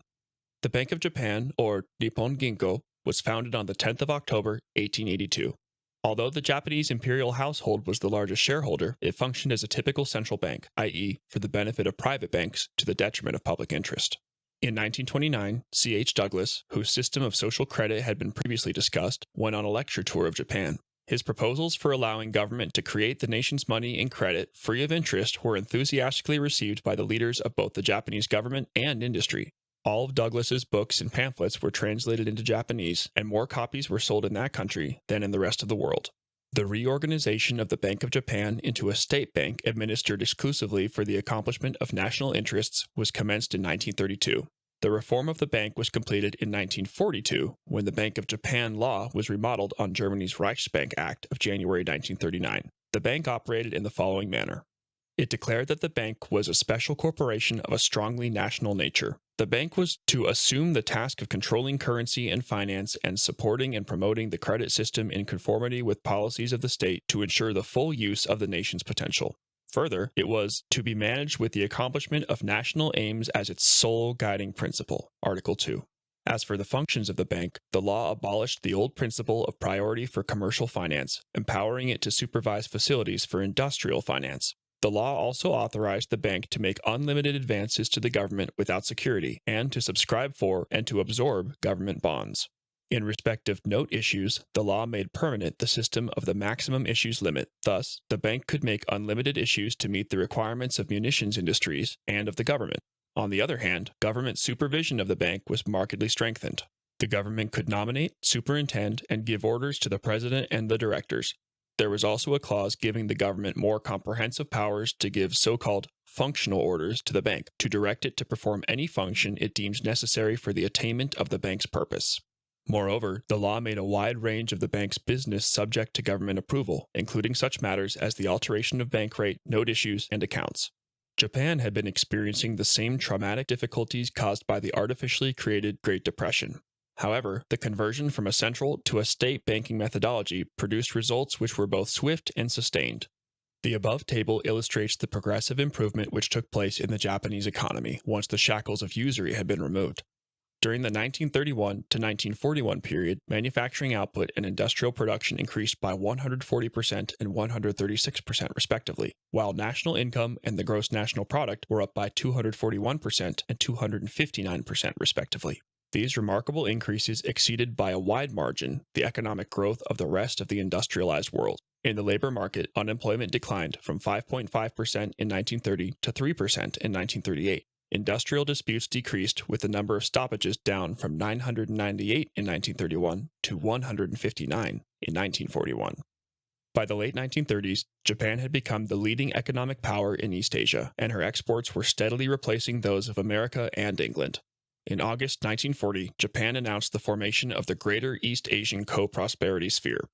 The fear that these countries would adopt Japan's state banking methods posed such a serious threat to the Rothschild-owned and controlled U.S. Federal Reserve Bank that a war was deemed to be the only means of countering it. How Japan was forced into World War II. From July 1939, relations with America rapidly deteriorated after the USA unilaterally abrogated the Treaty of Commerce of 1911 and thereby restricted Japan's ability to import essential raw materials. These measures were imposed avowedly because of the war in China and were followed in June 1940 by an aviation fuel embargo and a ban on the export of iron and steel to Japan in November 1940. On the 25th of July, 1941, all Japanese assets in England, Holland, and America were frozen after Japan, with the permission of Vichy France, had peacefully occupied Indochina in order to block off China's southern supply routes, and all trade between Japan and America was summarily terminated. At the same time, President Franklin D. Roosevelt closed the Panama Canal to all Japanese shipping, and a rubber and oil embargo was enforced, which resulted in the latter case of the loss of 88% of all supplies. Without oil, Japan could not survive. General Hideki Tojo, Prime Minister, October 1941 to July 1944, explains in his diary how the United States continually thwarted Japanese efforts at maintaining peace. Japan's peaceful commercial relations were being persistently undermined by the USA and posed a grave threat to her future existence. By means of the economic blockade, a noose was being placed around Japan's neck. Not only were the United States, England, China, and Holland encircling Japan through economic pressures, but naval forces throughout the region in the Philippines, Singapore, and Malaya were being redeployed and strengthened. American battleships were observed steaming through the seas surrounding Japan. An American admiral claimed that the Japanese fleet could be sunk in a couple of weeks, while British Prime Minister Churchill declared that England would join America's side within 24 hours. General Tojo wrote, "Japan attempted to circumvent these dangerous circumstances by diplomatic negotiation, and although Japan heaped concession upon concession in the hope of finding a solution through mutual compromise, there was no progress because the United States would not retreat from its original position. Finally, in the end, the United States repeated demands that, under the circumstances, Japan could not accept: complete withdrawal of troops from China, repudiation of the Nanking government, withdrawal from the Tripartite Act." Numerous diplomatic initiatives were made by Japan, including the offer of a summit on the 8th of August 1941, but they all failed. By the 2nd of December 1941, Japan had been cut off from 75% of her normal trade by the Allied blockade, and thus found herself forced into attacking America in order to maintain her prosperity and to secure her existence as a sovereign nation. The uncompromising and unrelenting pressure applied by the usurers in New York had deliberately provoked Japan into taking retaliatory action. Post-World War II developments. Following Japan's defeat, one of the first acts of the United States occupation forces in Japan in September 1945 was to restructure the Japanese banking system, so as to make it compliant with the norms of the international bankers, i.e., usury. The unrestricted financing of the state by the Bank of Japan was abolished, and the large industrial combines, the zaibatsu, were dismantled. This policy was carried out by Joseph Dodge, a Detroit banker, who was financial advisor to the Supreme Allied Commander, General Douglas MacArthur. The Ministry of Finance was, however, able to retain a measure of control over the banking system, and in particular, monetary policy. In 1988, Japan was adversely affected by its compliance with the Basel I regulations, which obliged the Bank of Japan to raise the minimum capital requirements of its risk-related assets from 2% to 8%. This action precipitated an on-off recession which has lasted for the past 29 years. In April 1998, the Ministry of Finance was forced by law to yield to the independent Bank of Japan. Since that time, the Bank of Japan has functioned as a typical Rothschild-controlled central bank, which seldom performs its duties in the best interests of the Japanese people. A History of Central Banking and the Enslavement of Mankind, by Stephen Goodson. Chapter 7. Modern Forms of State Banking. Banking was conceived in iniquity and was born in sin. The bankers own the earth. Take it away from them, but leave them the power to create deposits, and with a flick of the pen, they will create enough deposits to buy it back again. However, take it away from them, and all the great fortunes like mine will disappear, and they ought to disappear, for this would be a happier and better world to live in. But if you wish to remain the slaves of the bankers and pay the cost of your own slavery, let them continue to create deposits. Sir Josiah Stamp, former director of the Bank of England. Bank of North Dakota. In 1919, the 48 states of the United States were offered the opportunity of setting up their own state banks. North Dakota was the only state which accepted this offer. North Dakota, capital Bismarck, has a population of 790,000. It is situated in the middle of America on the Canadian border. Notwithstanding its harsh winters, its primary source of both direct and indirect income is agriculture. It ranks first in the United States in the production of wheat, mainly durum, barley, canola, flaxseed, oats, and sunflower seeds. Shale oil obtained by fracking in the Bakken Basin and lignite are the state's principal mining products. Most of the states of America are technically insolvent, and with the exception of North Dakota and her western neighbor Montana, all have been experiencing budget deficits. By way of comparison, California, the largest state in economic terms and currently the world's 12th largest economy, had a deficit of just under $23 billion in April 2013 and pays out $10.4 billion in interest annually. In 2012, its bond debt amounted to $167.9 billion. In contrast to the other 49 states, which have been suffering rising levels of unemployment, North Dakota's unemployment rate has decreased and is currently the lowest in the USA at 2.7%. It also has the lowest default rates in the country. In September 2012, North Dakota had a budget surplus of $1.6 billion. Between 1997 and 2010, its GDP grew by 93.4%, from $16 billion to $31 billion. During the period from 2000 to 2011, personal income per capita increased by 127%, from $20,155 to $45,747, while the national increase was 37.4% over the same period. The secret of its success lies in its state bank. The mission statement of the bank is to provide sound financial services that promote agriculture, commerce, and industry. By law, the state must deposit all its funds in the bank, which pays a competitive rate of interest to the state treasurer. The bank pays over all its profits to the state, which in 2011 were $60 million. Over $450 million has been paid to the state in the past 11 years. Most of these funds are used to offset taxes. The bank also provides a secondary market for real estate loans, guarantees for new business ventures, and loans for farmers at an interest rate of 1% per annum. There has been no credit crisis or credit freeze in North Dakota, as the bank provides the state's own credit. By having established its own economic sovereignty, North Dakota has become the most financially viable and prosperous state in the USA. In 2015, the North Dakota Legislative Assembly established a Bank of North Dakota Infrastructure Loan Fund program, which made $50 million in funds available to communities with a population of less than 2,000 and $100 million available to communities with a population greater than 2,000.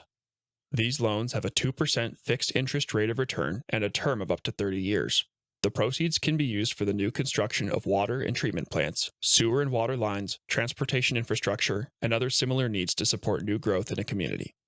While state banking will not resolve the financial impasse being experienced at national level, state banks in the USA have the potential to provide considerable relief at state government level: budget surpluses, lower taxes, less unemployment, and higher levels of prosperity. As of December 2016, there were 25 states considering some form of state banking legislation. The states of Guernsey. In 1815, after the Napoleonic Wars had ended, Guernsey was in a precarious state. Its roads were in disrepair, the dikes were collapsing, and the economy had slumped. The island was unable to borrow money as it could not raise the taxes to pay the required interest. In 1816, in order to fund public works and a new marketplace, the Committee of the States of Guernsey devised a novel solution. It issued £6,000 in £1 notes, free of debt and interest. Within 2 years, all the works had been completed without any addition to the state debt.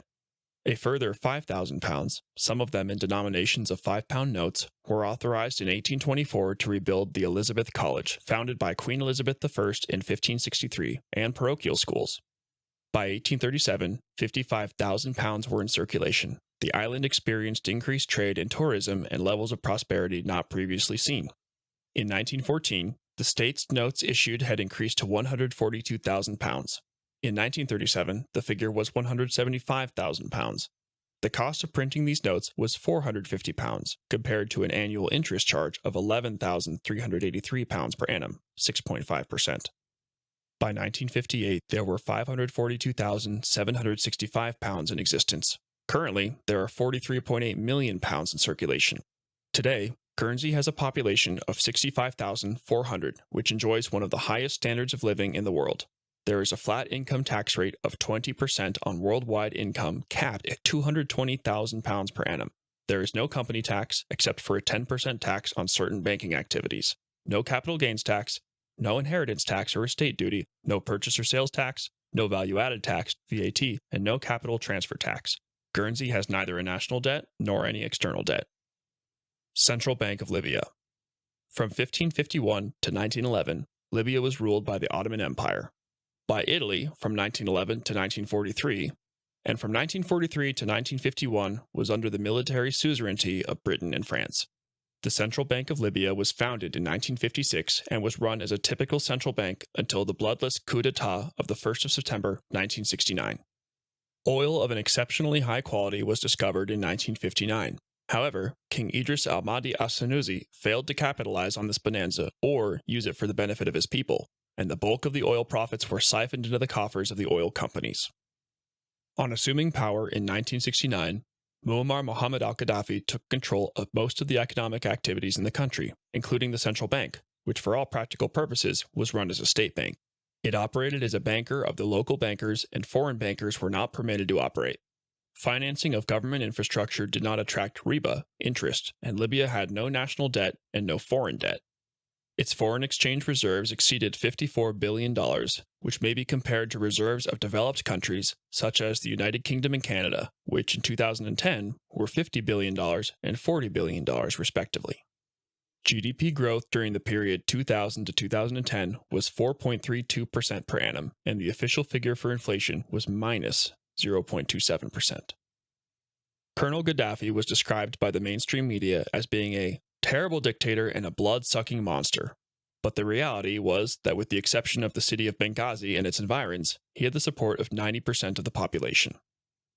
The following benefits provided by Gaddafi explain why he was so popular. Free education. Students were paid the average salary for which subject they were studying. Students studying overseas were provided with accommodation, an automobile, at €2,500 per annum. Free electricity. Free healthcare. Free housing. There were no mortgages. Newlywed couples received a gift of 60,000 dinar, $50,000, from government. Automobiles were sold at factory cost free of interest. Private loans were provided free of interest. Bread cost 15 US cents per loaf. Gasoline cost 12 US cents per liter. Portion of profits from sale of oil was paid directly into bank accounts of citizens. Farmers received free land, seeds, and animals. Full employment with those temporarily unemployed paid a full salary as if employed. Gaddafi's Jamahiriya, state of the masses, ensured that the wealth of this country of 5.79 million inhabitants was fairly distributed to all its people. Beggars and homeless vagrants did not exist, while life expectancy at 75 years was the highest in Africa and 10% above the world average. The literacy rate was 82%. Regarding human rights, Libya stood at 61 in the International Incarceration Index. The lower the rating, the lower the standing.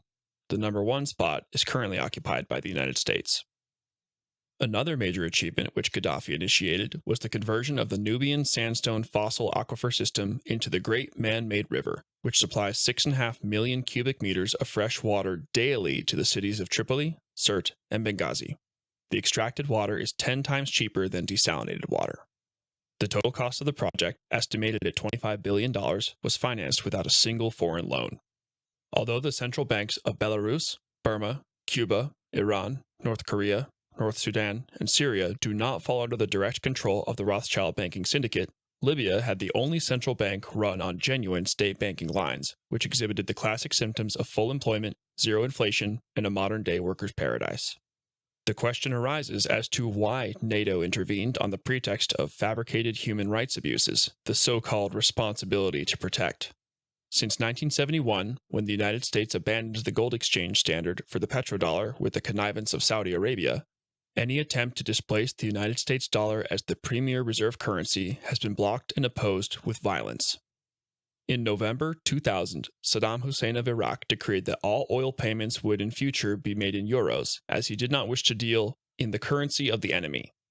As has already been proven, the possession of weapons of mass destruction pretext was a deliberately concocted hoax, and it was this currency decision which cost Saddam Hussein his life and the destruction of his country. In similar circumstances, Gaddafi announced in 2010 the creation of the gold dinar as a replacement for the settlement of all foreign transactions in a proposed region of over 200 million people. Libya at that time possessed 144 tons of gold. What was intended was not a return to the gold standard per se, but a new unit of account with oil exports and other resources being paid for in gold dinars. Gaddafi crossed a red line and paid the ultimate price. Since 2007, Iran has stipulated that payments be made in euro currency. On the 17th of February 2008, the Iranian oil bourse for trading in petroleum, petrochemicals, and gas using primarily the euro, Iranian rial, and a basket of non-US currencies was established. The first oil shipments under the new system were sold through this market in July 2011. This event must be deemed as one of the prime causes for the constant Israeli and American threats to annihilate Iran. A History of Central Banking and the Enslavement of Mankind by Stephen Goodson. Chapter 8. The Banking Crisis. I'm afraid that the ordinary citizen will not like to be told that the banks can, and do, create and destroy money. The amount of money in existence varies only with the actions of the banks increasing and decreasing deposits and bank purchases. And they who control the credit of a nation direct the policy of governments and hold in the hollow of their hands the destiny of the people. Reginald McKenna, former Chancellor of the Exchequer. Historical overview. Banking crises generally take three forms. 1. Where an individual bank collapses because of a lack of confidence and a subsequent withdrawal of deposits. 2. A bank run when a number of banks fail simultaneously. And 3. When the entire system implodes. In the 18th century, banking crises were confined to only those countries which had central banks and practiced usury, viz., England, the Netherlands, and Sweden. In 1710, the Swordblade Bank, in competition with the Bank of England, took over a portion of the national debt in exchange for Swordblade shares. The following year, the South Sea Company did a similar deal and in 1720 took over the remaining government debt in exchange for its overvalued shares. The South Sea Company was nothing but a shell and had no trading assets. On the 24th of September, 1720, the Swordblade Bank went into liquidation, and by the end of that year, the shares of the South Sea Company had lost almost 90% of their peak value of £1,000 per share.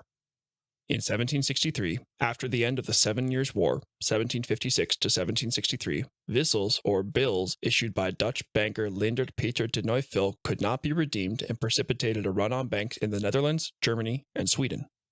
On the 10th of June, 1772, the London banking houses of Neal, James, Fordyce, and Down, which had been indulging in speculation on a massive scale by shorting East India Company stock, crashed after it could no longer cover its losses by raiding customers' deposits. 22 significant banks and almost all private banks in Scotland were forced into liquidation. The contagion then spread to Amsterdam. Many banks there experienced a liquidity crisis, including Clifford & Sons, which went bankrupt.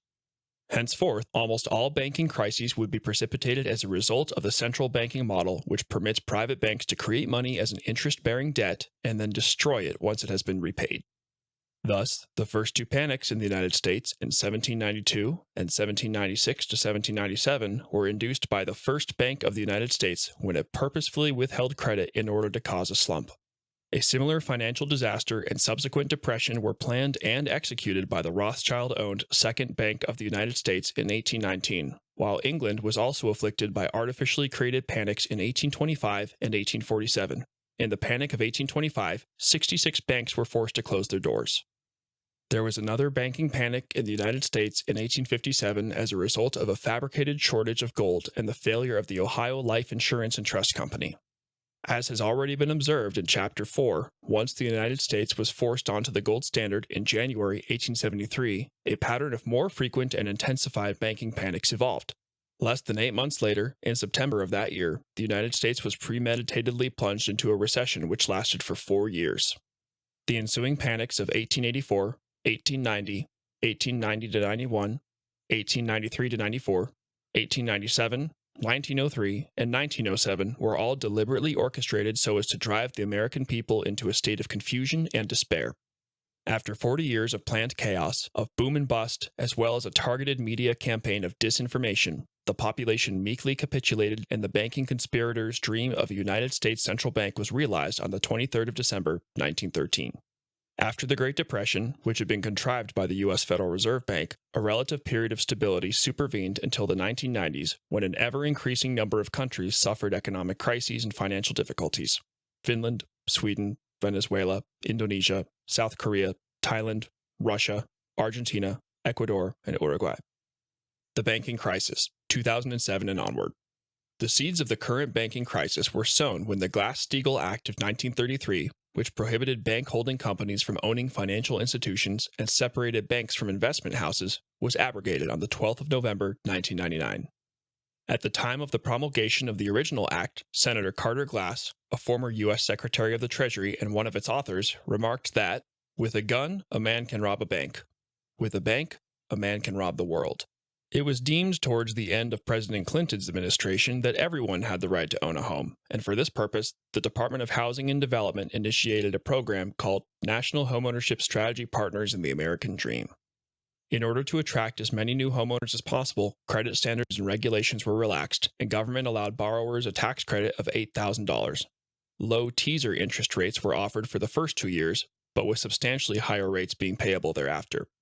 Between 1998 and 2006, house prices rose by 124%, but 2 years later, in 2008, a drop of 20% was recorded. In contrast to rising prices, the affordability of housing showed a declining trend. Between 1980 to 2000, the ratio of the cost of an average house to median household income was 3.0, but by 2006, it had risen to 4.6. Credit default swaps, which were intended to hedge or speculate against credit risks, increased hundredfold between 1998 and 2008 to $47 trillion and had a notional value of $683 trillion. In order to fuel the property boom, innovative financial products were developed, such as collateralized debt obligations. Mortgages of varying degrees of quality were bundled up and, after having been assessed, fraudulently as it transpired by rating agencies as being AAA in many cases, were sold on to gullible investors. In order to further this culture of greed, the shadow banking sector, which includes investment banks and hedge funds, and whose total funds were believed at that time to have amounted to in excess of $100 trillion, aggressively marketed these products, notwithstanding the fact that by June 2007, 39% of all home loans did not meet the underwriting standards of any issuer. The balloon finally went up when Lehman Brothers was declared bankrupt on the 15th of September 2008. A rescue package was hastily assembled and Congress approved a sum of $700 billion for a Troubled Asset Relief Program, TARP. But this was only the tip of the iceberg, as the U.S. Federal Reserve Bank has since granted over $16 trillion worth of assistance to domestic and foreign banks. According to the memoir of Neil Barofsky, Inspector General of the TARP, the final figure may well exceed $24 trillion. It therefore comes as no surprise that, during the period 2008 to 2013, the U.S. Federal Reserve Bank has expanded its balance sheet by 500% to $5 trillion in order to prop up an insolvent banking sector with its Ponzi-like quantitative easing program.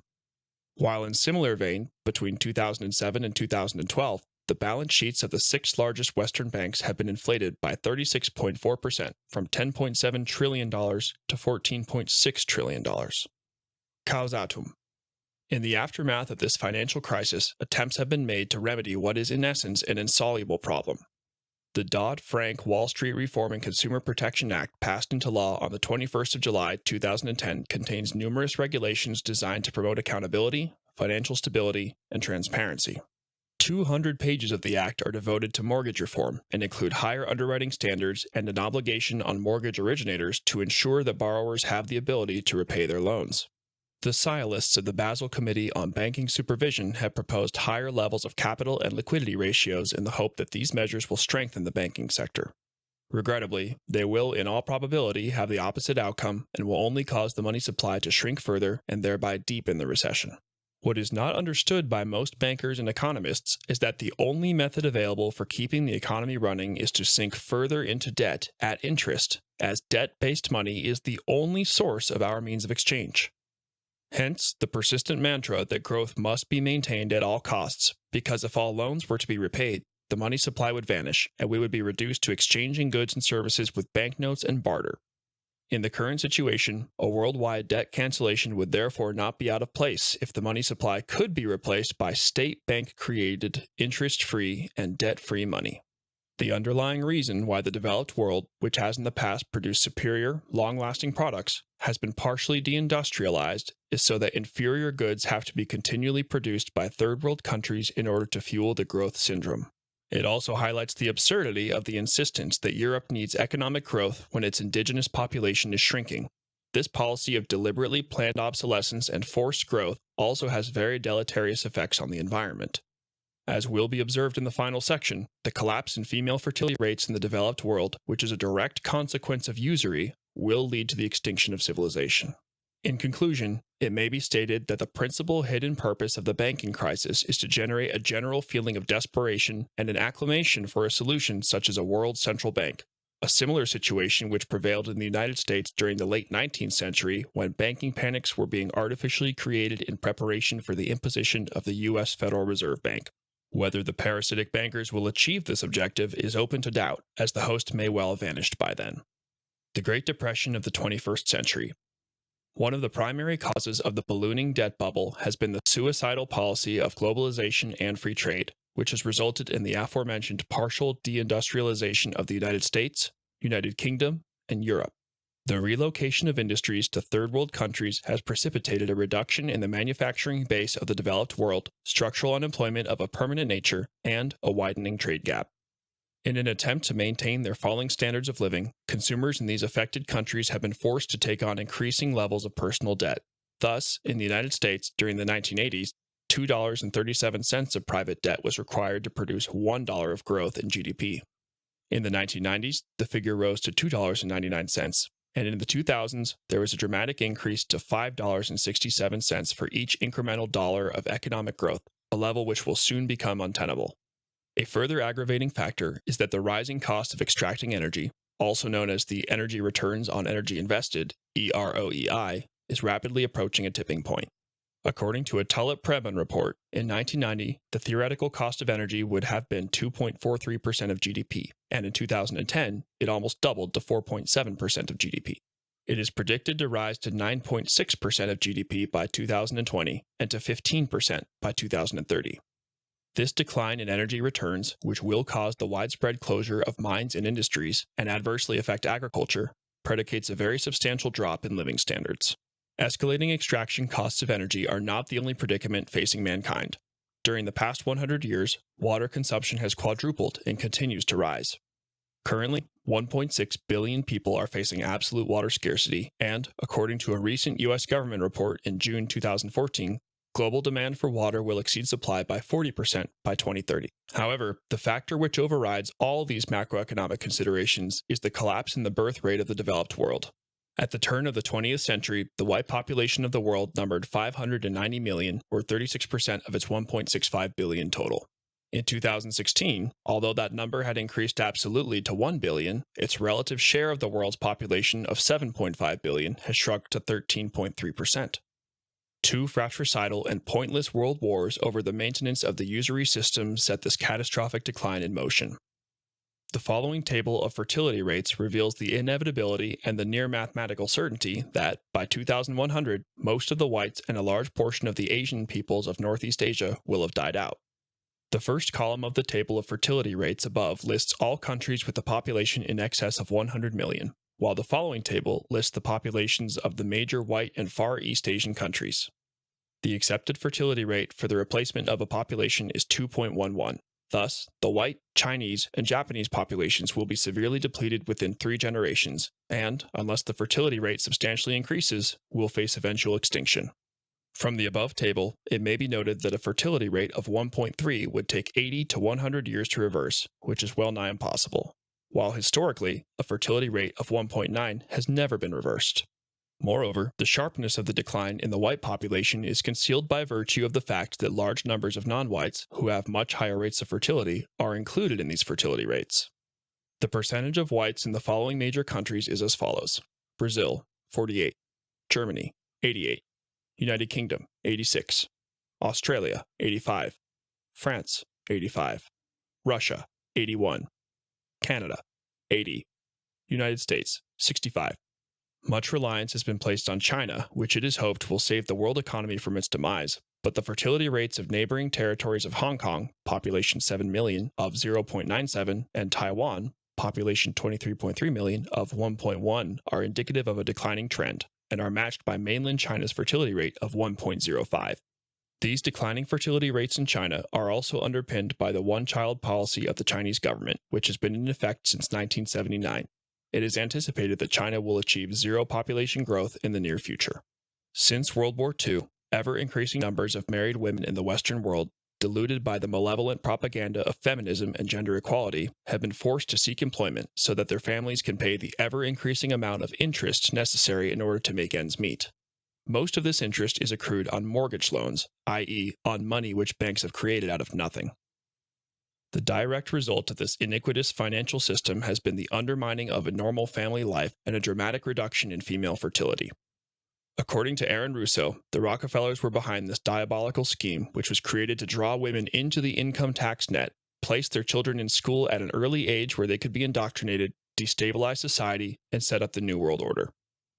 In this manner, the link between usury and demographic decline has been established. Even if the usury system should be abolished in its entirety within the next 5 to 10 years, these trends will not be easily reversed over both the short and medium term. If usury remains intact, then the world must brace itself for a depression similar to the Dark Ages, which will last for many centuries. In the preceding chapters, it has been proven conclusively that state banking and the sovereign issue of a nation's money supply are the only means for the provision of a natural order of harmony, peace, and prosperity founded on the ethnic independence of all peoples. The past 300 years, notwithstanding numerous technological advancements, have witnessed a progressive deterioration in Western and European standards of civilization. The excessive concentration of power and wealth, based exclusively on dishonest banking methods, has enabled a tiny minority of criminal bankers to control the media and educational processes, and thereby to brainwash a mindless and atomized humanity, deluded by the spurious comforts of democracy and materialism into suicidal practices of savage, bloody, and pointless wars, central banking, and cultural degradation, which will eventually result in its demographic extinction.